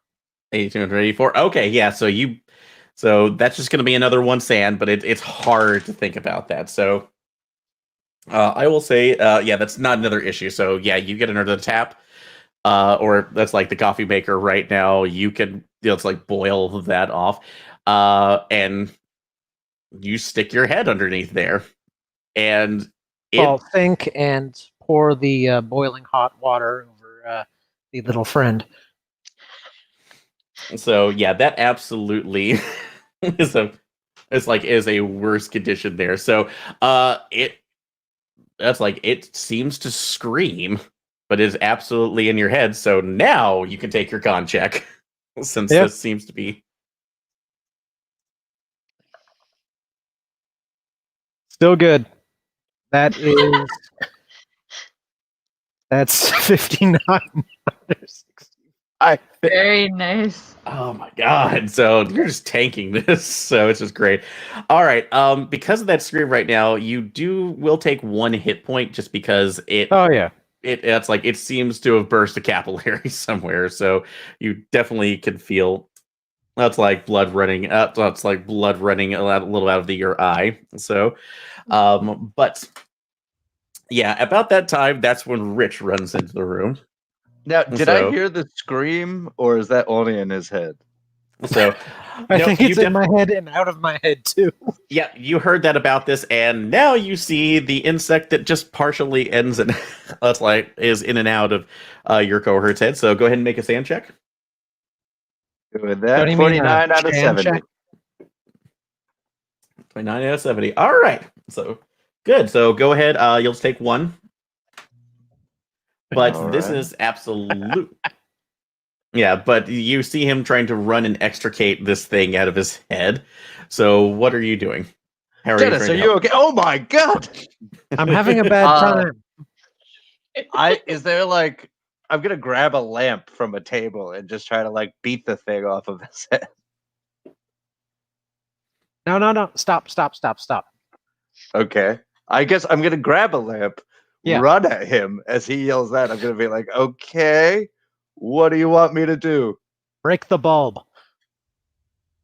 I very slowly, while staring at Dennis the entire time, turn off the light, undo the bulb, unscrew it, break it on the table, and kind of stare at it. No. Keep it in the lamp. We're going to plug it back in over here. Okay. Oh, shit. I do that. And the entire time, I'm just staring at Dennis, doing all of this stuff very cautiously. Okay.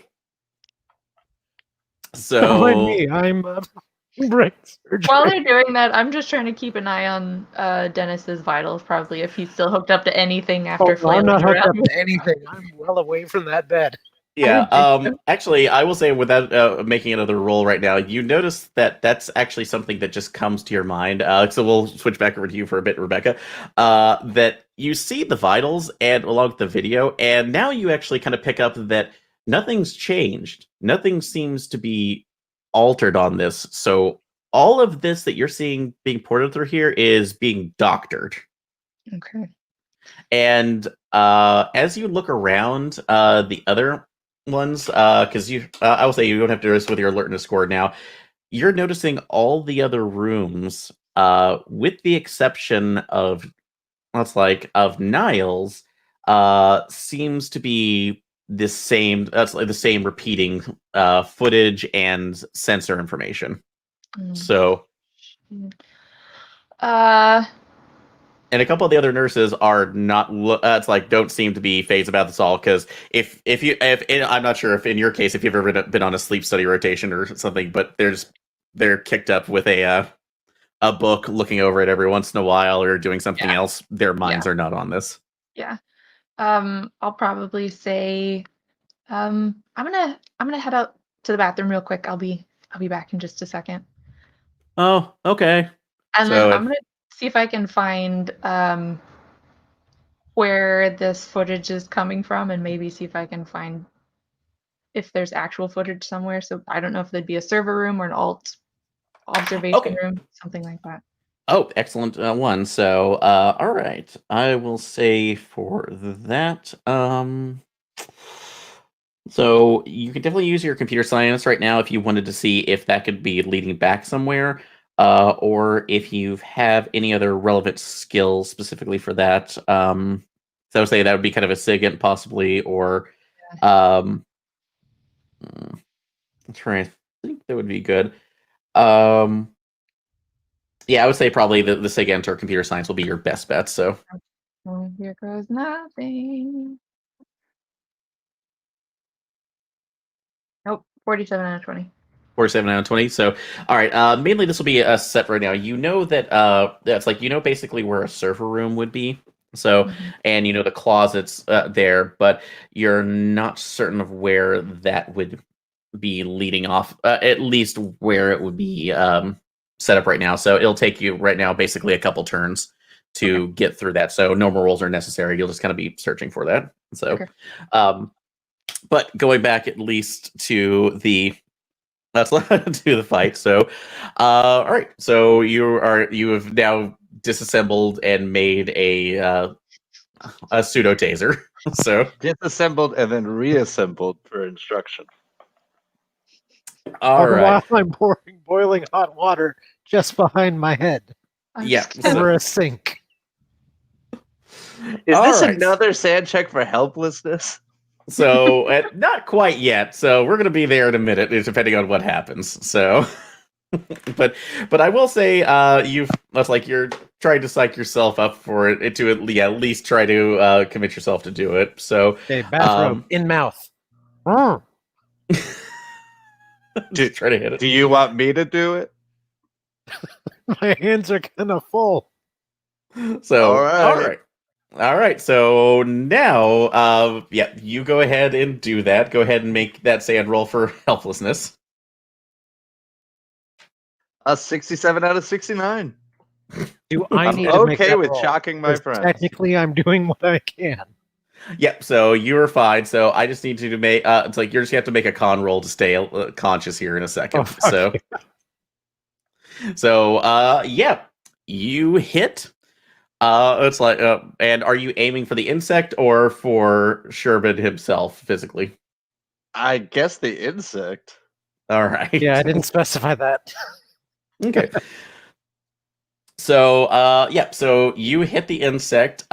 Sherman, you feel just a jolting shock of pain. That's like reverberating through you. So go ahead and make one more con roll. 30. 30. I'm a 65. Wow. So just taking on there. I am still a tanky.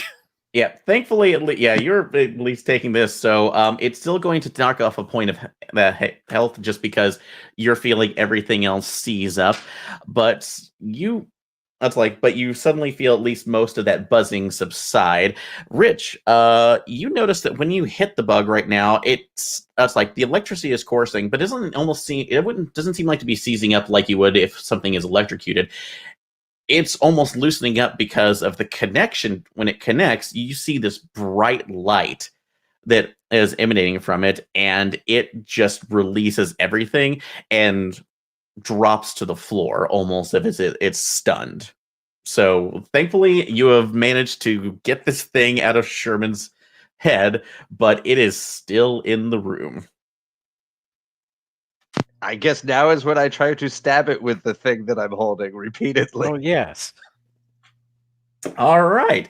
So that is going to be a. Let's see if you're there. So go ahead and make a dex check. All right.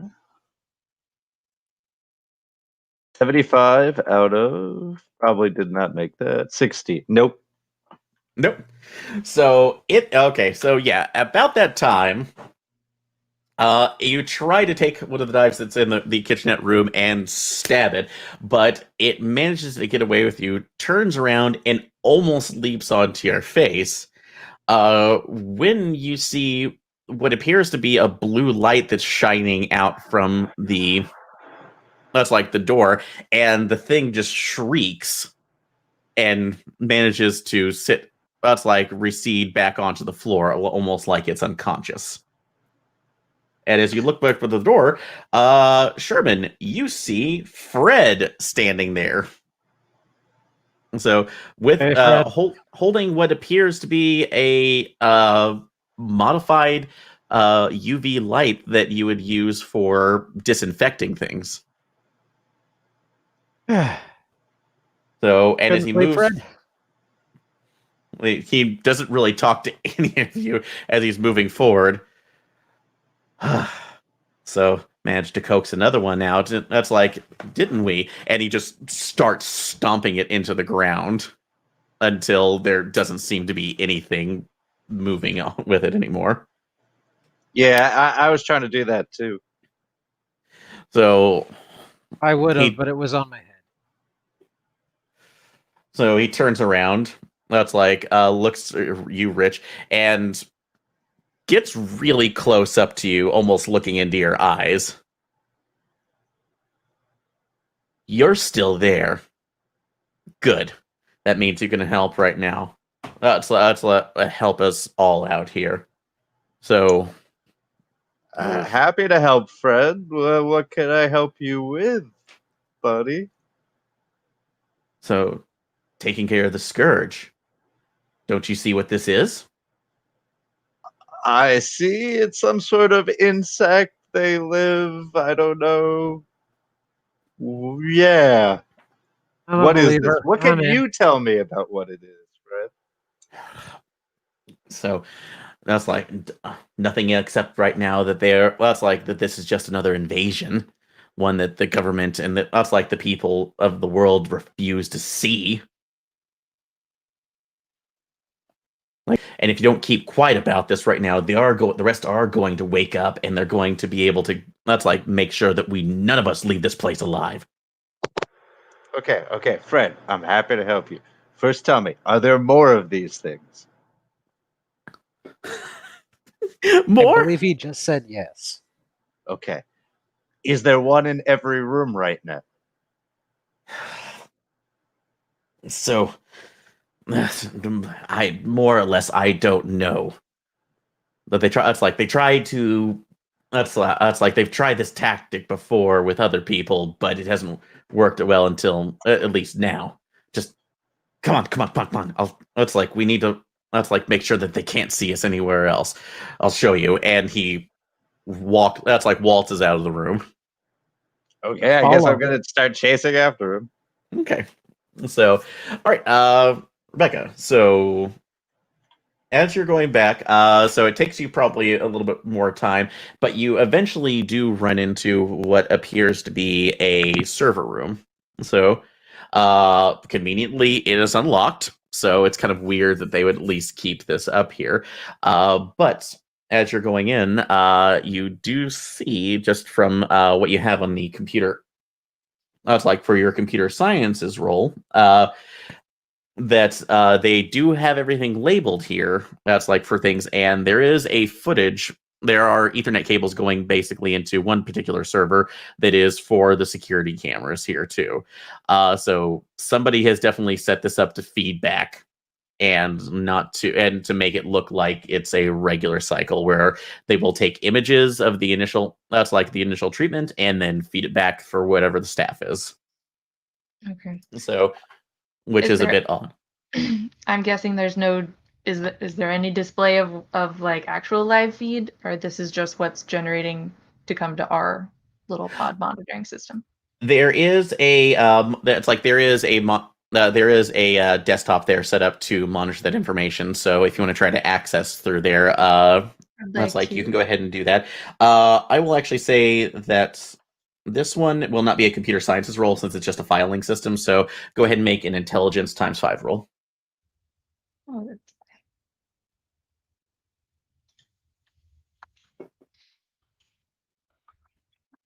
don't fuck it up. Yay! 55. Crit success. 30. Wow. Okay. So. Yay. All right.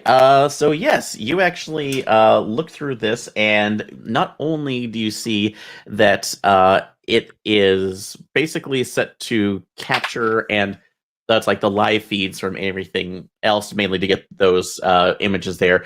But it does seem to have a filing system recording specifically for everybody who is coming through here. So, and through the list that you had been given when you talked to Agent Deborah earlier, you do see that there are a couple of the that's like Delta Green names that have been that's like set up and specifically notated as treated and released to their own recognizance. So, so this is that's like this is incredibly suspicious. Can I take this hard drive on my person and leave this room? To do that absolutely would be a computer sciences role, Yeah. and if you screw that up, there will be That's consequences. very bad. Do I have my personal phone on me? You have the burner phone that has. I will say you definitely have the burner phone. You can choose to have your personal phone, but that is like I said, that is up to you. Does the burner phone have a camera? Yeah, I would say yes. So. Okay, I'm not going to send anything. I'm just going to take pictures of data on a screen. Okay, yeah. So that's absolutely fair enough. So yeah. Okay. And then, unless there's something else, I'll probably then head over to Bob Frazier's room. Yep. So. Been too long. All right, but yeah, that's about the time when you're coming out of there. You actually hear the voices down the hall. And you can hear both Rich and Sherman. That's like another person's voice. Shit! All right, run after them. All right. So about this time, yeah, you're coming around. That's like the corner, and all three of you meet. Thankfully, it seems to be fairly quiet. Although you're following, what appears to be another patient who has a pretty wicked forehead scar. And Rebecca, this is Fred. He's helping us out here. Don't worry, she's with us. Fred. So, just Fred, whatever. I need you to do two things for me real quick. First, what? Tell me, Dr. Seymour and the staff here, do those things work for him? Does he work for them? Is he one of those things? What's going on here? You're being incredibly loud in a place where other people can hear you. If you'll shut up for at least 2 seconds, I'll put you in a room where no one can hear us. Okay, Fred, our timetable has accelerated here. I think we're going to shut this whole thing down. So anybody who hears us who's hearing something that they don't want to hear is an enemy that we're going to have to take out. I need to go rescue an agent that's here. And I need your help. Doctor? Yes. Live up to your namesake. I'm Z.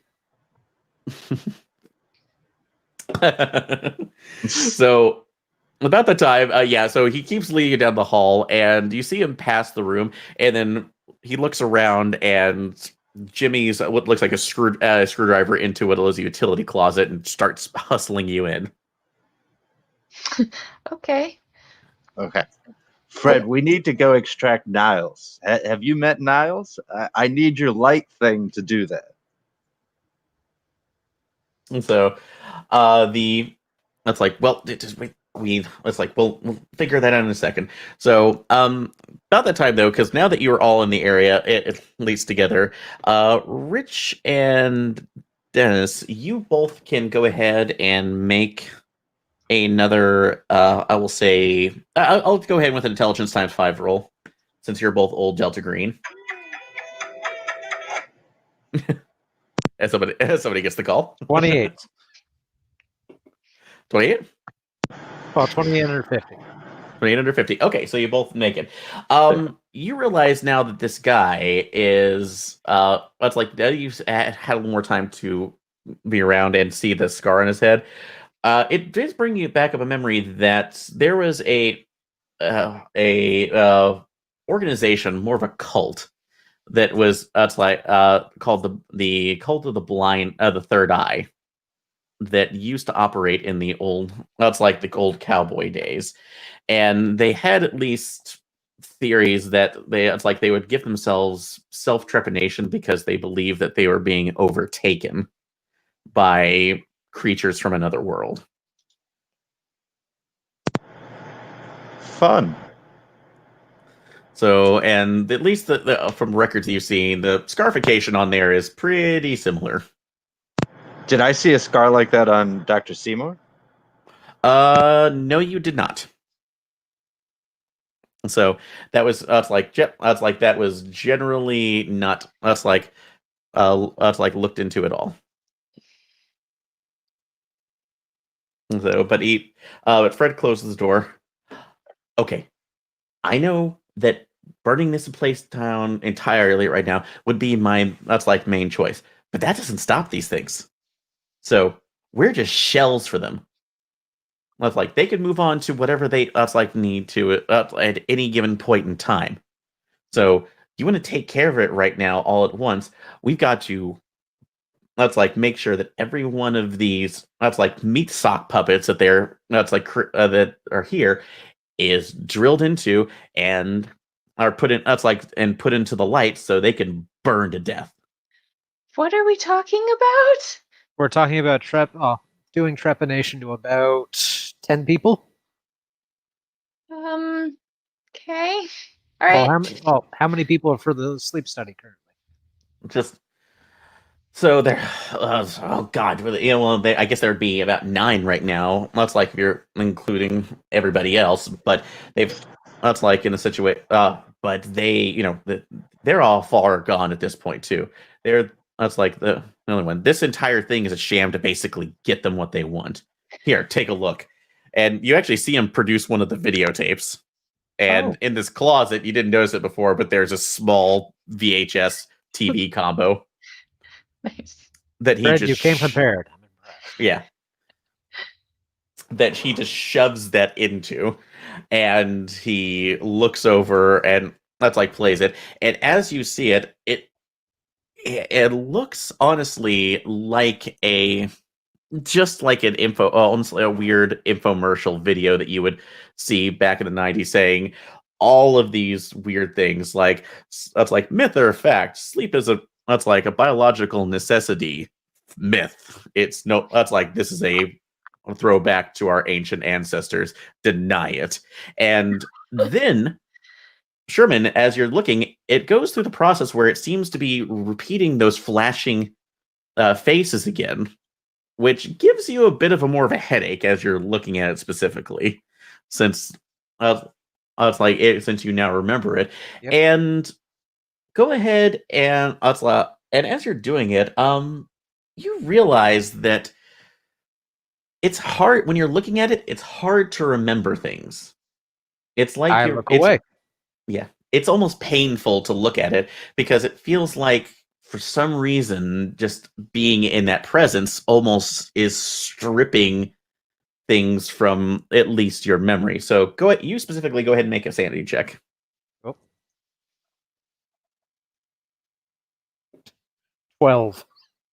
All right, so go ahead and take another one. So this is just, it is disturbing beyond belief. So, but Even for the though other the two, test itself is... God, I used to remember the name of the damn thing. There's an actual name for that pairing off face thing. yeah, unfortunately I've forgotten the name of it too. So, Yeah. but Fred looks over. I don't know how this works. Whatever magic or psychological bullshit or anything that they do, but it makes it easier for them to move in. So, and to basically control us. So Okay. we need to. That's like we need to shut this down now. I agree, Well, I'm And Fred. everybody full else. And agreement. that's what we're here to do. What are these things? And what is that light you were carrying? And how does it work? I don't know the actual name for them too. I've already lost so much memory, so I barely remember my own name. But he pulls it out again. They don't like sunlight. They can't stand it. Actual So, sunlight, or are we okay with UV? it's like it's obviously night. So it's like Yeah. it didn't do the best thing right now, but at least stun the son of a bitch. So if we could hold out into the morning, that's fine. But we need to make sure that like these people are not waking up. Oh, Well, that's right now, That's I'm like, or at thinking least we go- stopping this whole place, because this here right now is just it's like they're putting they're trying to start up again. I can guarantee it. Now, And last if they time the do right now, monster, we're just pods. the monster had a jump on us last time. If we go room to room with that light, how feasible is it to kill these things? So you got to get them out of the head first. So because when that's like they're in our skulls, they're in our skulls.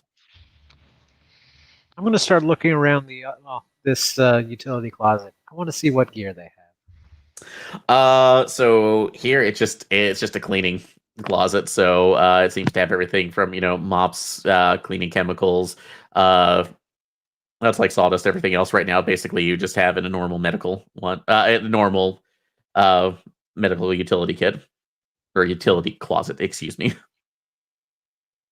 Okay, for the two who actually went through this facility, does it look like it has an actual? Does it look like it has an actual medical suite? Like a surgical suite? Oh no, I'm not expecting a surgical suite. I would love that, but I'm not expecting it. Yeah. So, I could say for that information with the tour, no. The biggest thing you had was just that's like an extended nurse's room right now that had access to certain medications. That's like the monitoring equipment if necessary, analgesics, everything else that you would need just for minor stuff that would happen here. I mean, at minimum, they'll probably have an AED, which is the little sticky yeah. paddle that would shock things. Yep. So That's yeah. Done it. So helpful. So we're gonna need to find the maintenance room. okay. So that. Yeah, you can probably take it around there. So, but that means that you're at least getting up and moving. But I will say right now, Rebecca, you notice that that's like your watch goes off, and you notice that it is time for the rounds to start going again. If you wanted to go and see patients, now would be a good time because we have an excuse. Sure, but not with Dennis and Fred here.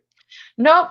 Fred, do you mind surrendering your tool there for Dr. Tennant?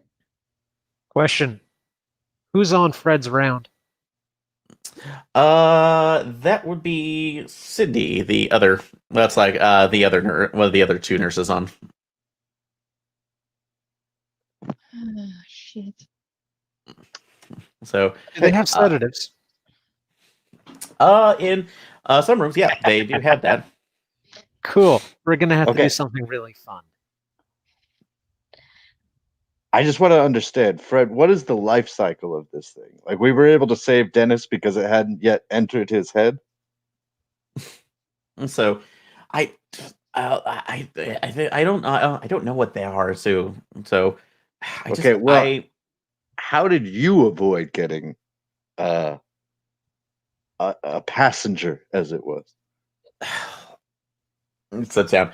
Look, I had a passenger, quote marks, a long time ago. So I was found by these other people, who managed to get it out. It was incredibly painful, but they told me I was safe from it from now on because I'm damaged. They wouldn't want to ever get me again. Um, but the thing is that you have to drill into their heads and get an exit point out so they can be in the light. Because once they're in, they're in. But the thing is, and I think this is what's happening here, is that they can't deal with our thoughts. So they got to do something to get those out, to basically make us blank slates. Yeah, they're pretty. Oh, I think the video is causing ego death. Oh, within time. So and I've... Okay. So we're doing rapid fire craniotomies on our rounds. Yep. All right. All right. Let that me is- get some betadine scrub and some drape and a drill and a whole bunch of gauze. And we'll just Yep. drill and pack everybody as we go and hope that they don't bleed out. So I will say for the planning on that, yeah, you could. That is definitely a plan. So A plan. I don't know if it's a good one. But that would be interesting to try to get around as well. It's not difficult. We have access to sedatives. We just need to dry gulch Cynthia and a few others. Yeah.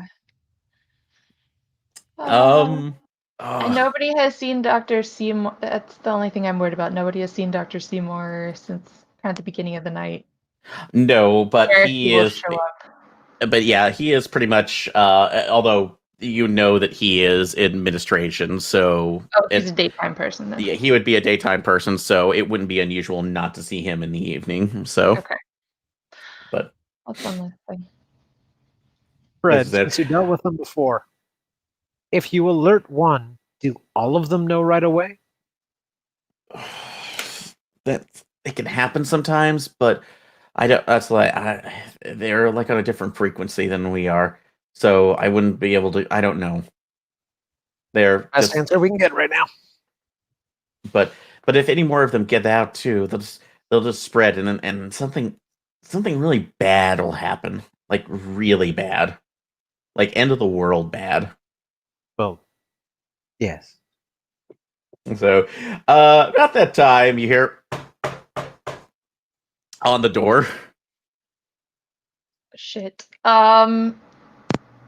Is there space for Dennis and Fred to hide like behind some brooms in the back, and maybe Dr. Tennant and I can pretend to be caught in a compromising situation? That's exactly what I was thinking. Just my shirt here. Nice. Okay, I like that. My scrub's Let's... on backwards. Oh god. Oh god. Just a second. Oh man, I like this idea so much. I'm trying to figure out that would be good. We were looking for tongue depressors. Yeah. Actually, both of you. Let's see. You have. You have persuade, don't you, Rich? I do have 40. 40, and what's excuse me, Rebecca, what's your persuade at? Same 40. 40. All right, I will allow you to basically roll a combined at a. It'll be a combined at a -10, just because you're in the compressed area. So Okay. You go ahead. and then make it convincing enough to go that. So whoever wants to roll that, feel free. You go ahead, Madeline. No, Oh, I'm rolling like shit. all right. Let's see. Is Dicebot going to continue to be nice to me? 5. Yeah.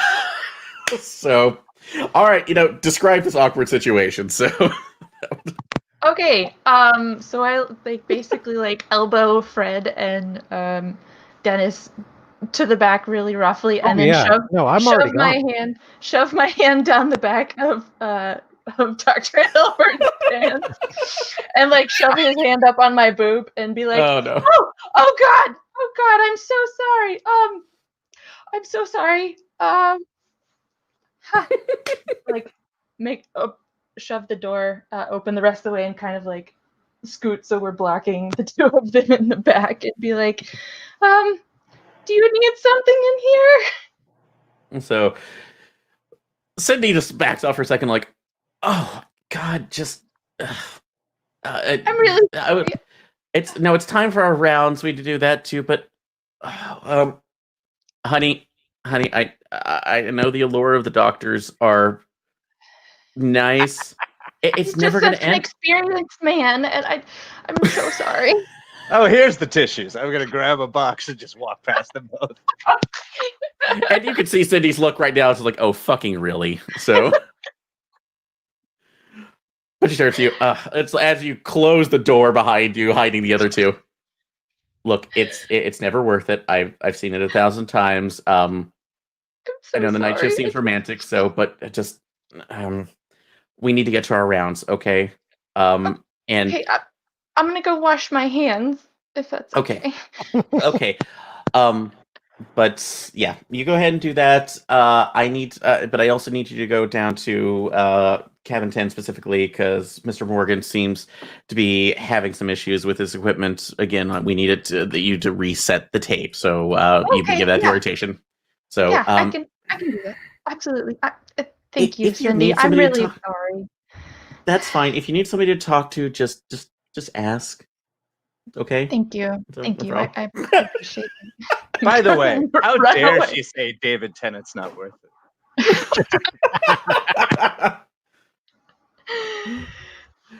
Who do I look like? Michael Sheen? So, in any case, all right, but no, good gambit. That was great. So, all right. So you do have at least some of your time available again. Everything else seems to be asleep for the most part, but and this is just this would basically just be a general rounds check. So, Okay. that should be an issue right now. So I will let you guys plan. What do you want to do right now? I'll probably head to Niles' room first, since she said that he's having issues, something bad is going on with his equipment. All right. So yeah, you'll go down there. Is anybody else going down with Rebecca? I'm gonna pull her aside when nobody's looking, and I'm gonna be like, "Okay, look, I know you're heading off to Niles' room to check on him. You really need to make sure everything's okay.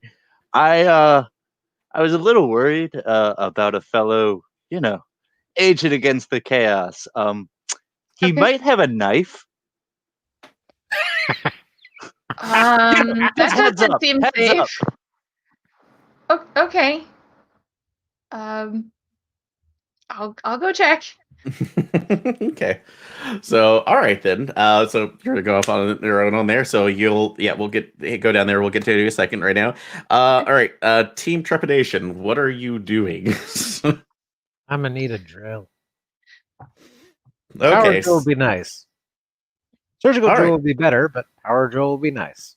All right. So the power drill would be nice there. All right. So either it. Have any of you seen oh shit, what was it? Maniac on Netflix? Do you know what I'm talking about? Yeah. I've not seen it, but I'm aware of it though. So Okay. Cool. I have not, yes. but I am intrigued now. Oh, there's a scene with a drill in a person's head.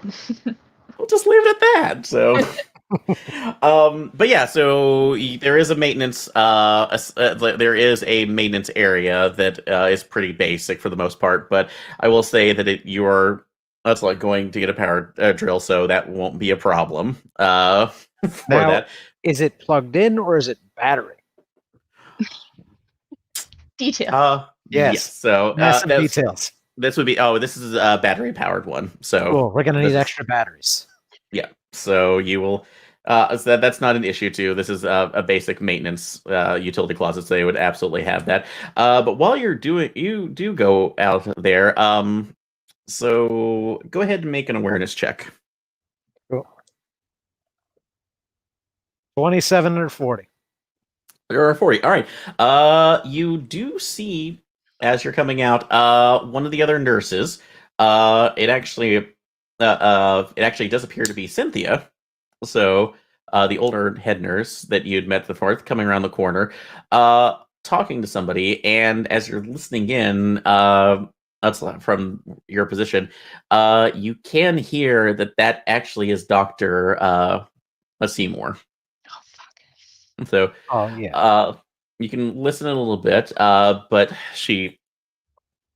that's like that. If you're listening in, you can tell her she is describing, "Hey, we are attempting to get that's why further at least the treatment, another stronger regimen with Mr. Morgan, but he seems to be more resistant than ever."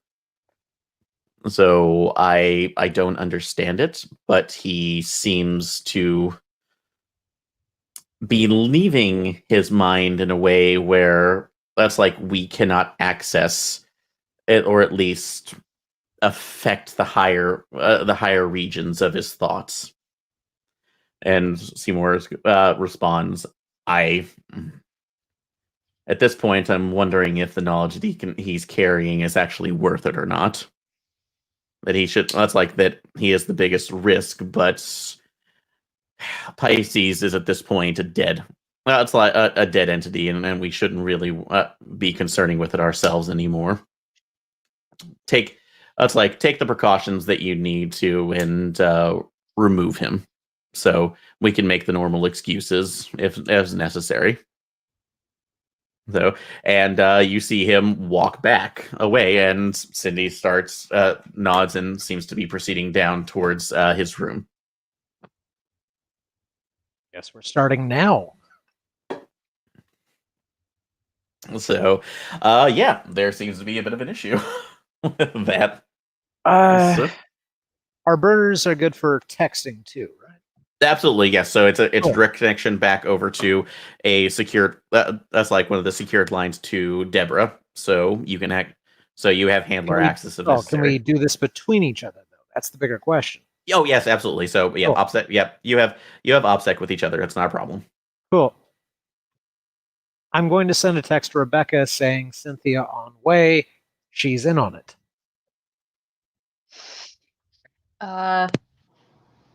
I'll just send back K really quick and then run a little faster, I guess, Okay. I know. and hustle down there. All right. I'm gonna send a text message to Deborah saying Seymour intelligence background ? And have them investigate to see why he knows what Pisces is. Do you mention Pisces? I think we know. I mean, I'm gonna as a code word keyword. Yeah, I'll mention that. She told me to bring it up. Okay. It's gonna take. Yeah, it'll take a minute for her to get back to you. So, she stated. She'll states. Researching right now. Granted, that's like taking in full name. That's like, are we compromised? ? Possibly. No, not yet. Okay. So Will Just in confirm. danger. Possibly will confirm. Oh. So, keep keep observing to this point. It's like extract only if no other information can be extracted, taken, and if extreme risk is present. So, all right. But she'll drag that off. Rebecca, you get to Niles' room, and you can definitely tell that he's tossing and turning in there. So he doesn't seem to be. He doesn't seem to be having any kind of restful sleep at this moment. Are you just entering, or are you knocking, or trying to? Since most of the patients have like the headgear on, and I'm guessing some kind of like audio stuff as well, I'm not really Yes. worried about disturbing them as much, so I'll just probably go on in. Okay. And not worry about knocking. Yeah. All right. So yeah, you go in there. You notice the first off that his is absolutely different from everyone else's. So he has the same headgear, but he is handcuffed to his bed. Is there So- is it like real handcuffs? Like, because we have like medical restraints that are like. No, it's not the leather straps. It is actual handcuffed. So, Okay. Are there to any base. keys anywhere? Not that you can see at the moment, but he seems to be writhing to the point where he is definitely creating gouges in his wrist because of how hard he is trying to get out of it. Okay. I'm gonna try and like pat him on the shoulder and kind of raise my voice to hopefully be over the level of the audio stuff. Mr. Morgan, it's Rebecca. I'm gonna try and get you out of there and see if I can take the headpiece off at least. Yeah, you can. So, you go ahead and do that. You're hearing the same. That's like audio. That's like repeating over and over again. Is there a power cord I can undo as well, real quick? Yeah, it definitely takes a little bit of a turn here, but you managed to kind of push it off.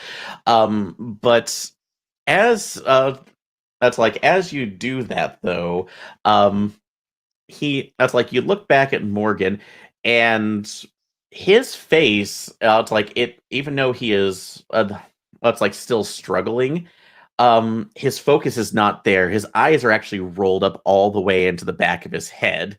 And he is seems to be talking to himself, repeating phrases over and over again with different things, which seem to be names. So one of those you do catch is his daughter's name. So, but it almost seems to be more of a focus on that. Okay. Is there like a code blue button or something in here? Yes, there is. So okay, because he said that Cindy was on her way, but if I hit the code blue, then theoretically everybody would run to the room. So I'm gonna punch that. Okay. And then ask forgiveness later. Yeah. So no, and honestly, you can make the excuse right now, seizure. So Yep. You come. That's about 10 seconds later, you see Cindy running in the corner, going, "Oh dear God! What?" What happened? What's going on? I came to check on him during my normal rounds, and he was thrashing and seizing, and these. I know I'm new, but these are not standard wrist restraints. Like in my last facility, we had the ones that were like the soft with the Velcro, and this is not like Jaco is going to throw a shit fit about these. So whoever has the keys needs to get in here because he's seizing, and so if he goes flatline, like we can't defibrillate him. So hurry up. Whatever we need to do, tell me what we need to do.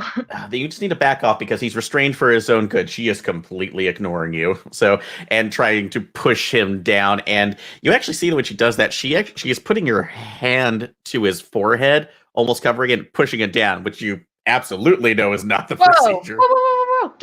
Like, protect his airway. Come on, you're going to give him, he's already seizing. He's stable, but we need to get his arms released from this. Do you have something that we can do that with? So, and it's about that time you feel a hand on your shoulder, and you look around, and it is Dr. Seymour. Dr. Seymour, do you? I don't know. I apologize. I don't know how this patient got handcuffed to the bed. This is how he was when I get in here. Do you know? Do you have anything that can get him out of here? He's seizing. He's having. I'm worried that he's going to lose his airway here in just a second if we can't get him stable. So it's no longer your concern right now. We'll take care of this one. You just go about your rounds. Okay, I feel like I don't need human to suspect that. Oh no, so you don't right now, but you do need to go ahead and make. I will say, where is that? Go ahead and make a power save check. So, all right, where was that? Okay. So,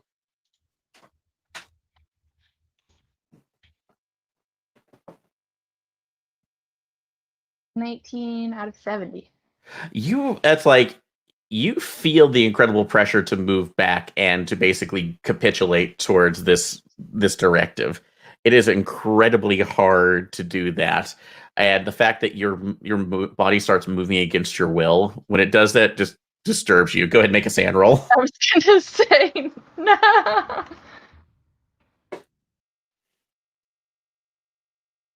Okay. Oh, 69 out of 69. Nice.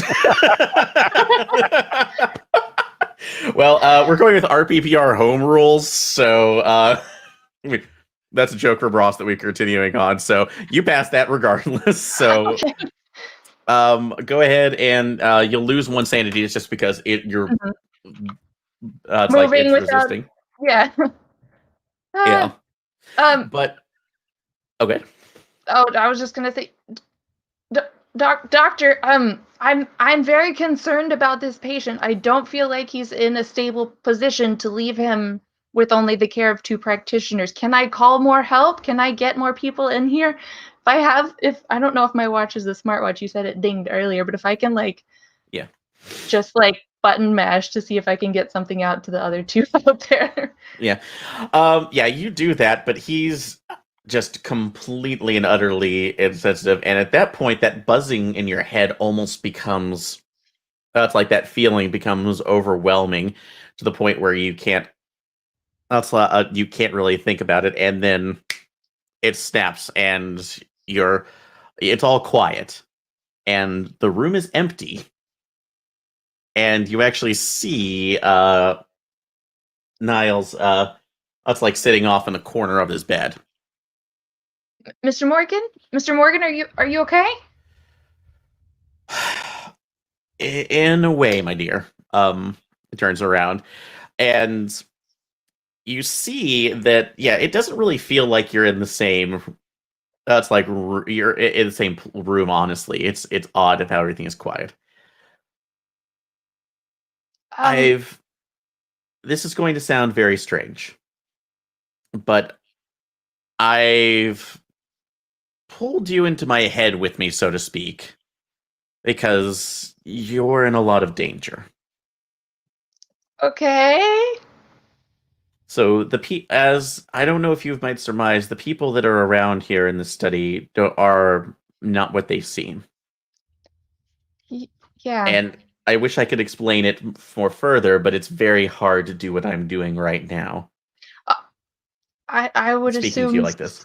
So, is there something I can do to help you? Not me specifically.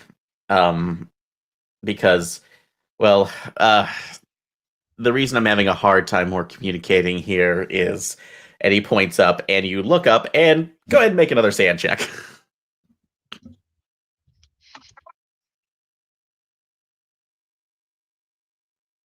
No, I failed that one. Okay.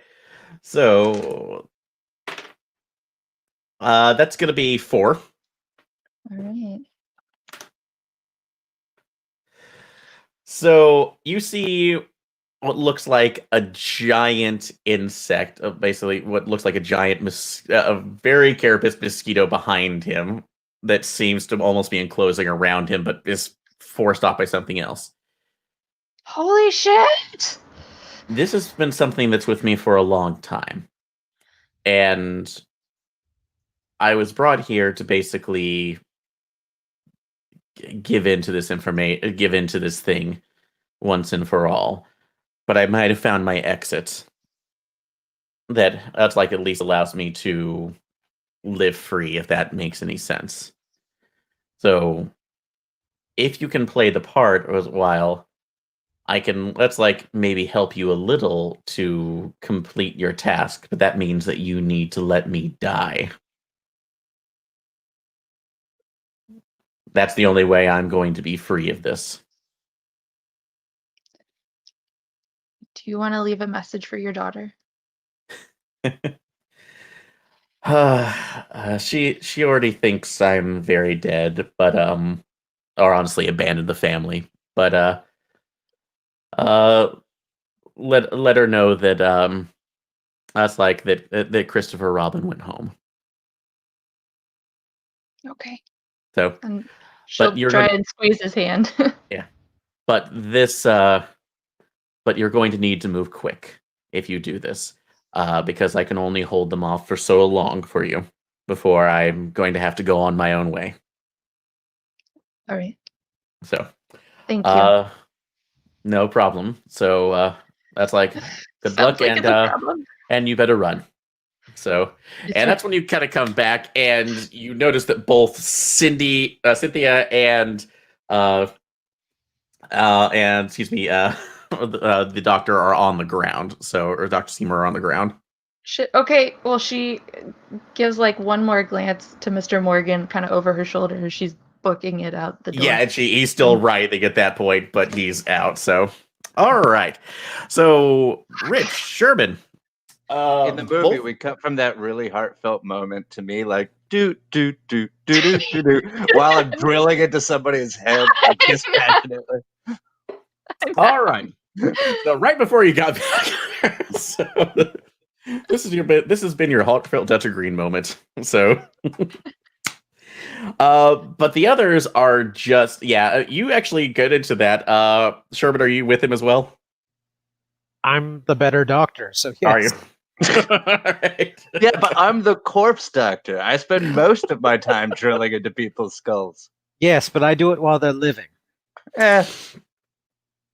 All right, so you're going to be able to get through one here, so because you're also with Fred, who is trying to also assist with you, but he was only knowing as the recipient, so he's definitely holding the UV light asset. So so Sherman, go ahead and make your roll to see if you can do this without killing. 59 under 80. 9 under 80. So good. So you managed to get enough of a drill going. That's like you see that it's bleeding out, but you apply the light over it. As that happens, both of you make a sand check.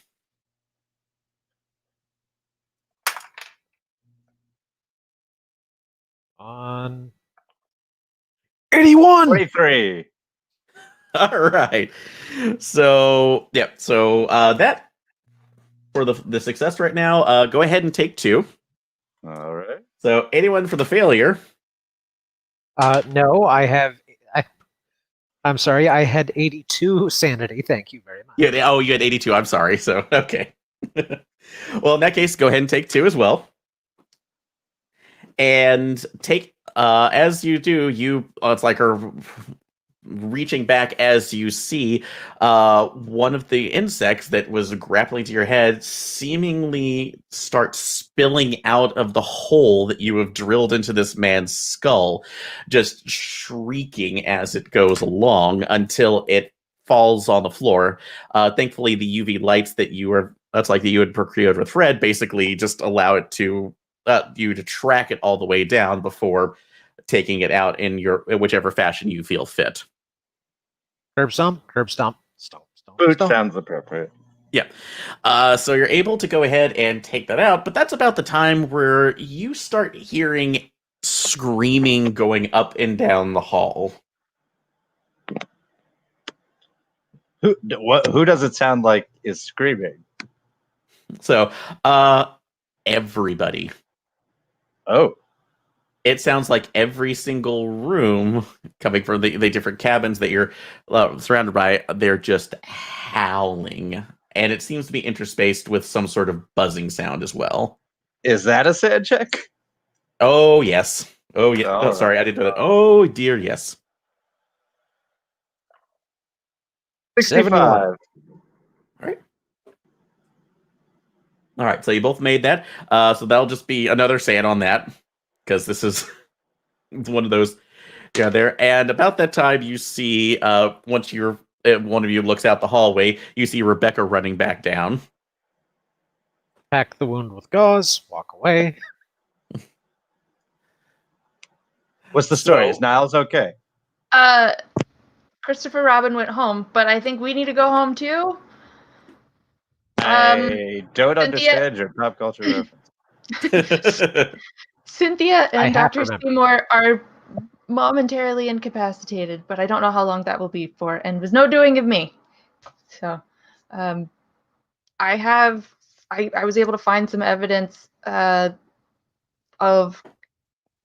other patients that had been here and kind of the information that they had been collecting Somewhat. I don't. What all else do we need to do? Do we need to go drill more people's heads? If it's just a drill, I can maybe fudge that. I don't have any surgery, but We only have the one. We're okay, going I to don't. get very interesting. I need you two to get as many of the people into one room as possible. Well, wait. Do we think the staff's in on this, or do they think that they're just unwitting dupes? I know at least Dr. Seymour and Cynthia were. So yeah, you at this point from where you've seen right now, like I said, everybody else seems to be out of that. Although around the corner, you do see Cindy instead, who was the other younger nurse, who around clocks you and just runs up. Every one of the people, the rooms, they're screaming. So they seem to be in pain. I don't know what's going on. I can't find. Well, it's like anybody else that Okay. doesn't seem to be out of it, other than you. Let's use our good nursing judgment, right? And just try and go and disconnect them from what they're connected to right now and calm them down if we can. Right? So Right? yeah, she's Are we all panicking at together? this point. Oh, sorry. Are we all together? Yes, you are now all together. So Okay, I have a very stupid idea. okay. I want to save them all. So guess what? We put them all in the same room. And we do a very quick surgery on everyone. I'm a good doctor. I look over to Rich. I think you're a good doctor. You're good enough in this position. There we go. Cindy, do you think you can help me wheel some beds all into the same room, maybe? Yeah, yeah. Okay. I think so. All right. Does let's- Cindy notice that Dennis and I are covered in blood? Covered in blood. Yeah, she's kind of staring at you a little bit too. Which I'm a one doctor. second. Sorry. Trust me, I'm a doctor. So we're gonna do some random rolling on my side here. Let's see. I haven't got. I'm so happy I've not gotten to use my sharp edge dice in a very long time. It's felt like a year. Oh boy. So let's see. Oh, Cindy's not having a good time. So Psychology. all right, go ahead and make that roll. How are you trying to calm her down? I'm going with the tried and true military method. I'm forcing obedience and trying to get her to go along with rote actions. Okay, so let's go ahead and make your roll. Doc die. Thank you. 69 under 80. All right, so she calms down enough to at least be able to rely back on her training. She is not okay, but at least she knows a couple of friendly Trust me, faces. no one's okay right now. No. Okay, we're gonna go get mimosas after the shift is over. I promise. It'll be fine. It'll be fine. Get it through. I'll buy you all your drinks and your breakfast tacos. We can do it. No, this is a breakfast talking. So now I know this makes something, but you get a Moxie next time you play Eclipse Phase. I'll make sure that's put in there. So, all right.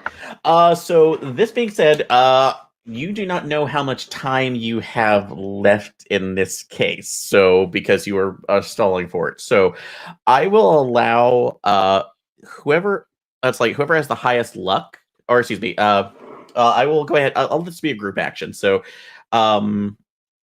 everybody, go ahead and make luck rolls. Just determine what you have, and this will determine what kind of timed clocks you will have.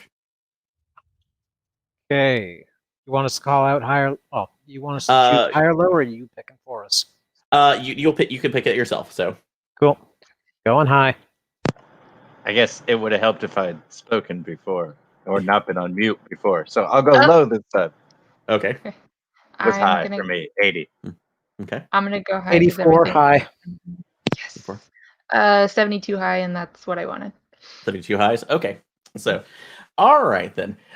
So what this will be in turn, you already know the procedure, so you're basically able to do that. I will say that because of the medical Rebecca's medical procedure, she's able to gather everybody else up as well as both the doctors, so you know how to triage this in an appropriate way.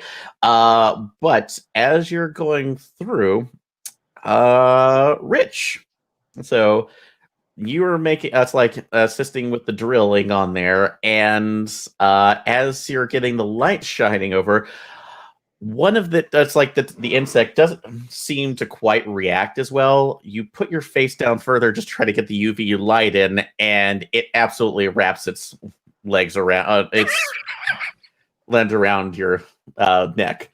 Go ahead and make a sand check. Oh God, I feel like Ripley. 51. I make it. I'm surprisingly resilient today. All right. That's still a 4. So That makes sense. but that means that you have the ability to at least resist or call out for help before something happens.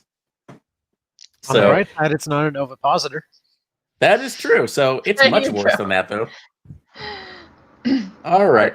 So go ahead and make a strength check. All right. 18. All right. So you managed to pull this off as that's like full. That's more off from it. So you get it on the ground and you're able to kind of stomp it to death. So Yes. By the way, UV out light. of character, I think the most terrifying version of that is Elemante. You know, Caleb's whole like Oh yeah. really creepy thing. Yep. No. So that is true. So, but I'm not going to do that creature because I'm not Caleb and I can't do that. So, Oh yeah, no, it takes a special kind. yep. All right. But because of this, though, the luck road, you managed to actually get all of the other patients in. So those are taken care of at this point. And you don't realize it because you're so stressed out throughout the entirety of the night. But this literally takes the entire night overall. So you are all absolutely exhausted. And by daybreak, you're sitting in a room full of people who you've now trepanated. But seem to be confused while they're there and hurting, but otherwise okay. As you move, does anybody else go back to Niles's room to check on to check on him or the others? Oh, absolutely. I go and make sure that there's nothing like written down or that could compromise OPSEC. Okay. So you do go down there. Is anybody else going with Rich? Rebecca is gonna be a nope after her last All this? experience. Okay. Hey, Rebecca, do me a favor. Send those. You mentioned there were names. Yeah, Send all the names to. to Deborah. Yeah, if you haven't yet. Yep. Sending. Yep. Sorry, my hands have been bloody. Oh no. You guys should also. I'm gonna go check on Prison now. line bounce. Somebody should get to work on gathering up all the oxygen tanks, setting up any gas stoves we have, and just preparing to turn this building into a smoldering heap. So. Maybe evacuate some patients too before we do all Oh that. yeah, no. I mean, if you Yeah. have time. Yeah. You might want to do that in there just in case. So, but yeah, you actually go down. So, Rich, you see the door, but it is absolutely very quiet. And as you look through the door, so you can make one more sand check. Hello, Niles.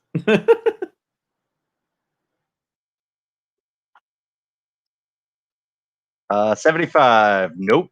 Nope. Okay. So, all right, that's gonna be another 4. You're lucky because my bad rolls. But you really expected at least Dr. Seymour to be be somewhere or else on the attack, but you actually see that both Seymour, Cynthia, and are actually over the bed where Niles is.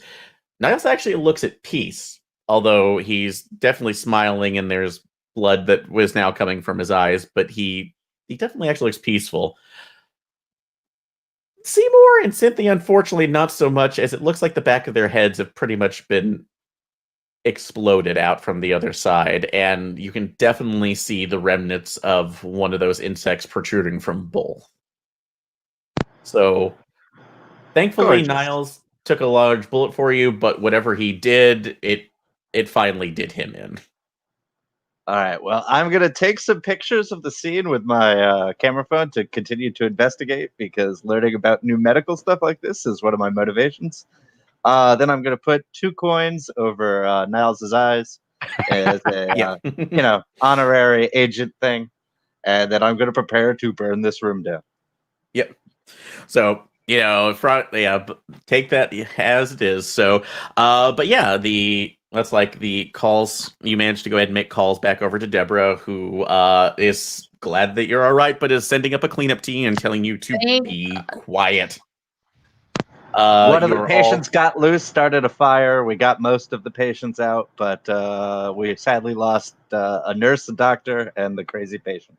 Yeah. No, that's it. Honestly, they can kind of consider that one of the more successful ops, if necessary, to kind of what's going, especially with everybody else's what has happened. However, everyone, it is.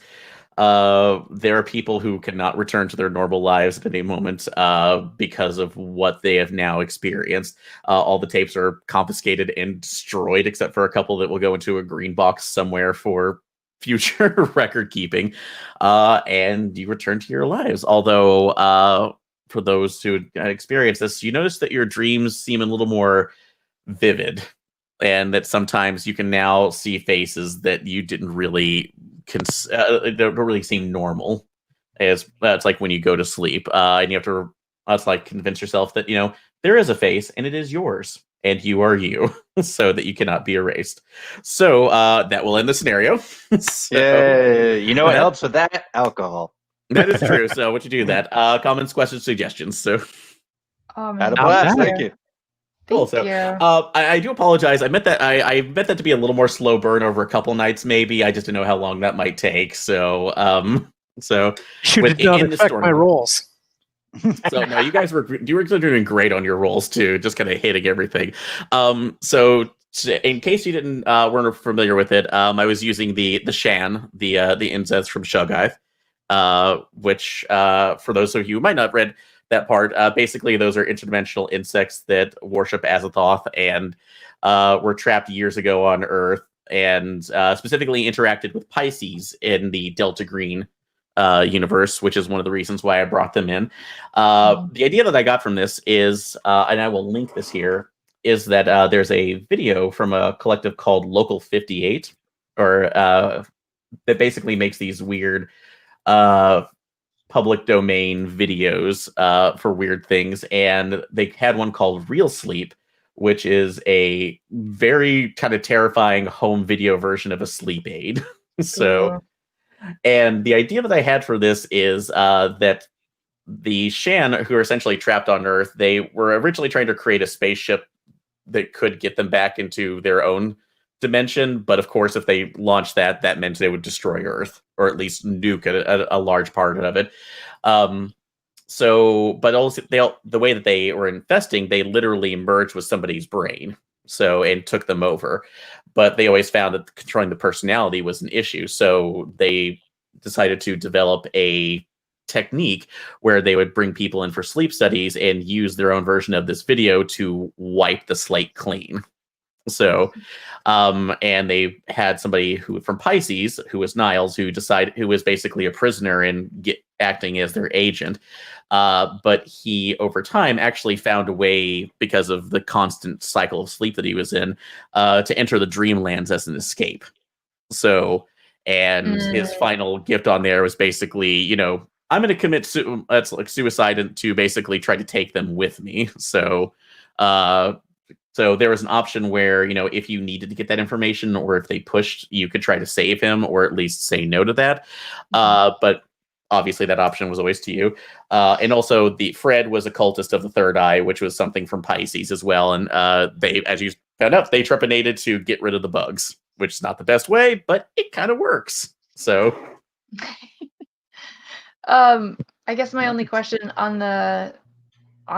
for Calvin Harrison, he was talking about people seeing him or staying into the shadows. Did we just not follow the right threads to figure out what specifically he was talking about, or is it just because he lost enough of his personality that he was starting to develop? He lost enough of his Schizophrenic behavior. personality. Yeah, basically, he lost enough of his personality, and that was kind of a hallucination thing, that he was no longer seeing people as the images he was. So essentially, he would almost think of family members, but he would see them in a paranoid way at this point because of the memory that he had lost. So, Okay, gotcha. and think from there. So, but and I will go ahead and is that the correct link? It is, Aaron. Good job. I will link this into the RPPR chat one, so you guys can watch this video whenever you'd want to kind of get an idea of what I got this idea from. So Right here before bed. Excellent. yeah. So I'll wait until we're off the camera to talk about something, but we'll do something else. But I'm glad you enjoyed it. Any other questions? No, the spiritual brother of this character is Rick Hilburn, and I played that in a game run by J Train from the Patreon. Nice. He also got attacked by the Sean in the face, so I apparently have very bad luck with that. So it always happens, and I do apologize. I love using the Sean. It's been one of my favorites, and I've kind of stolen a lot of ideas, specifically with Detweiler. So that is a big one. So, but thank you so much, guys, for playing. I absolutely appreciate it. Anybody who is watching this live or listening, if you would like to join in on these games, you can do so, like these fine people here, by subscribing to the RPPR Patreon. At the $10 level, you can get access to the monthly run games by myself, Ross, our friend Jason, and other people, as well as access to our Discord and after hours content. So thank you so much, and we'll see you next time.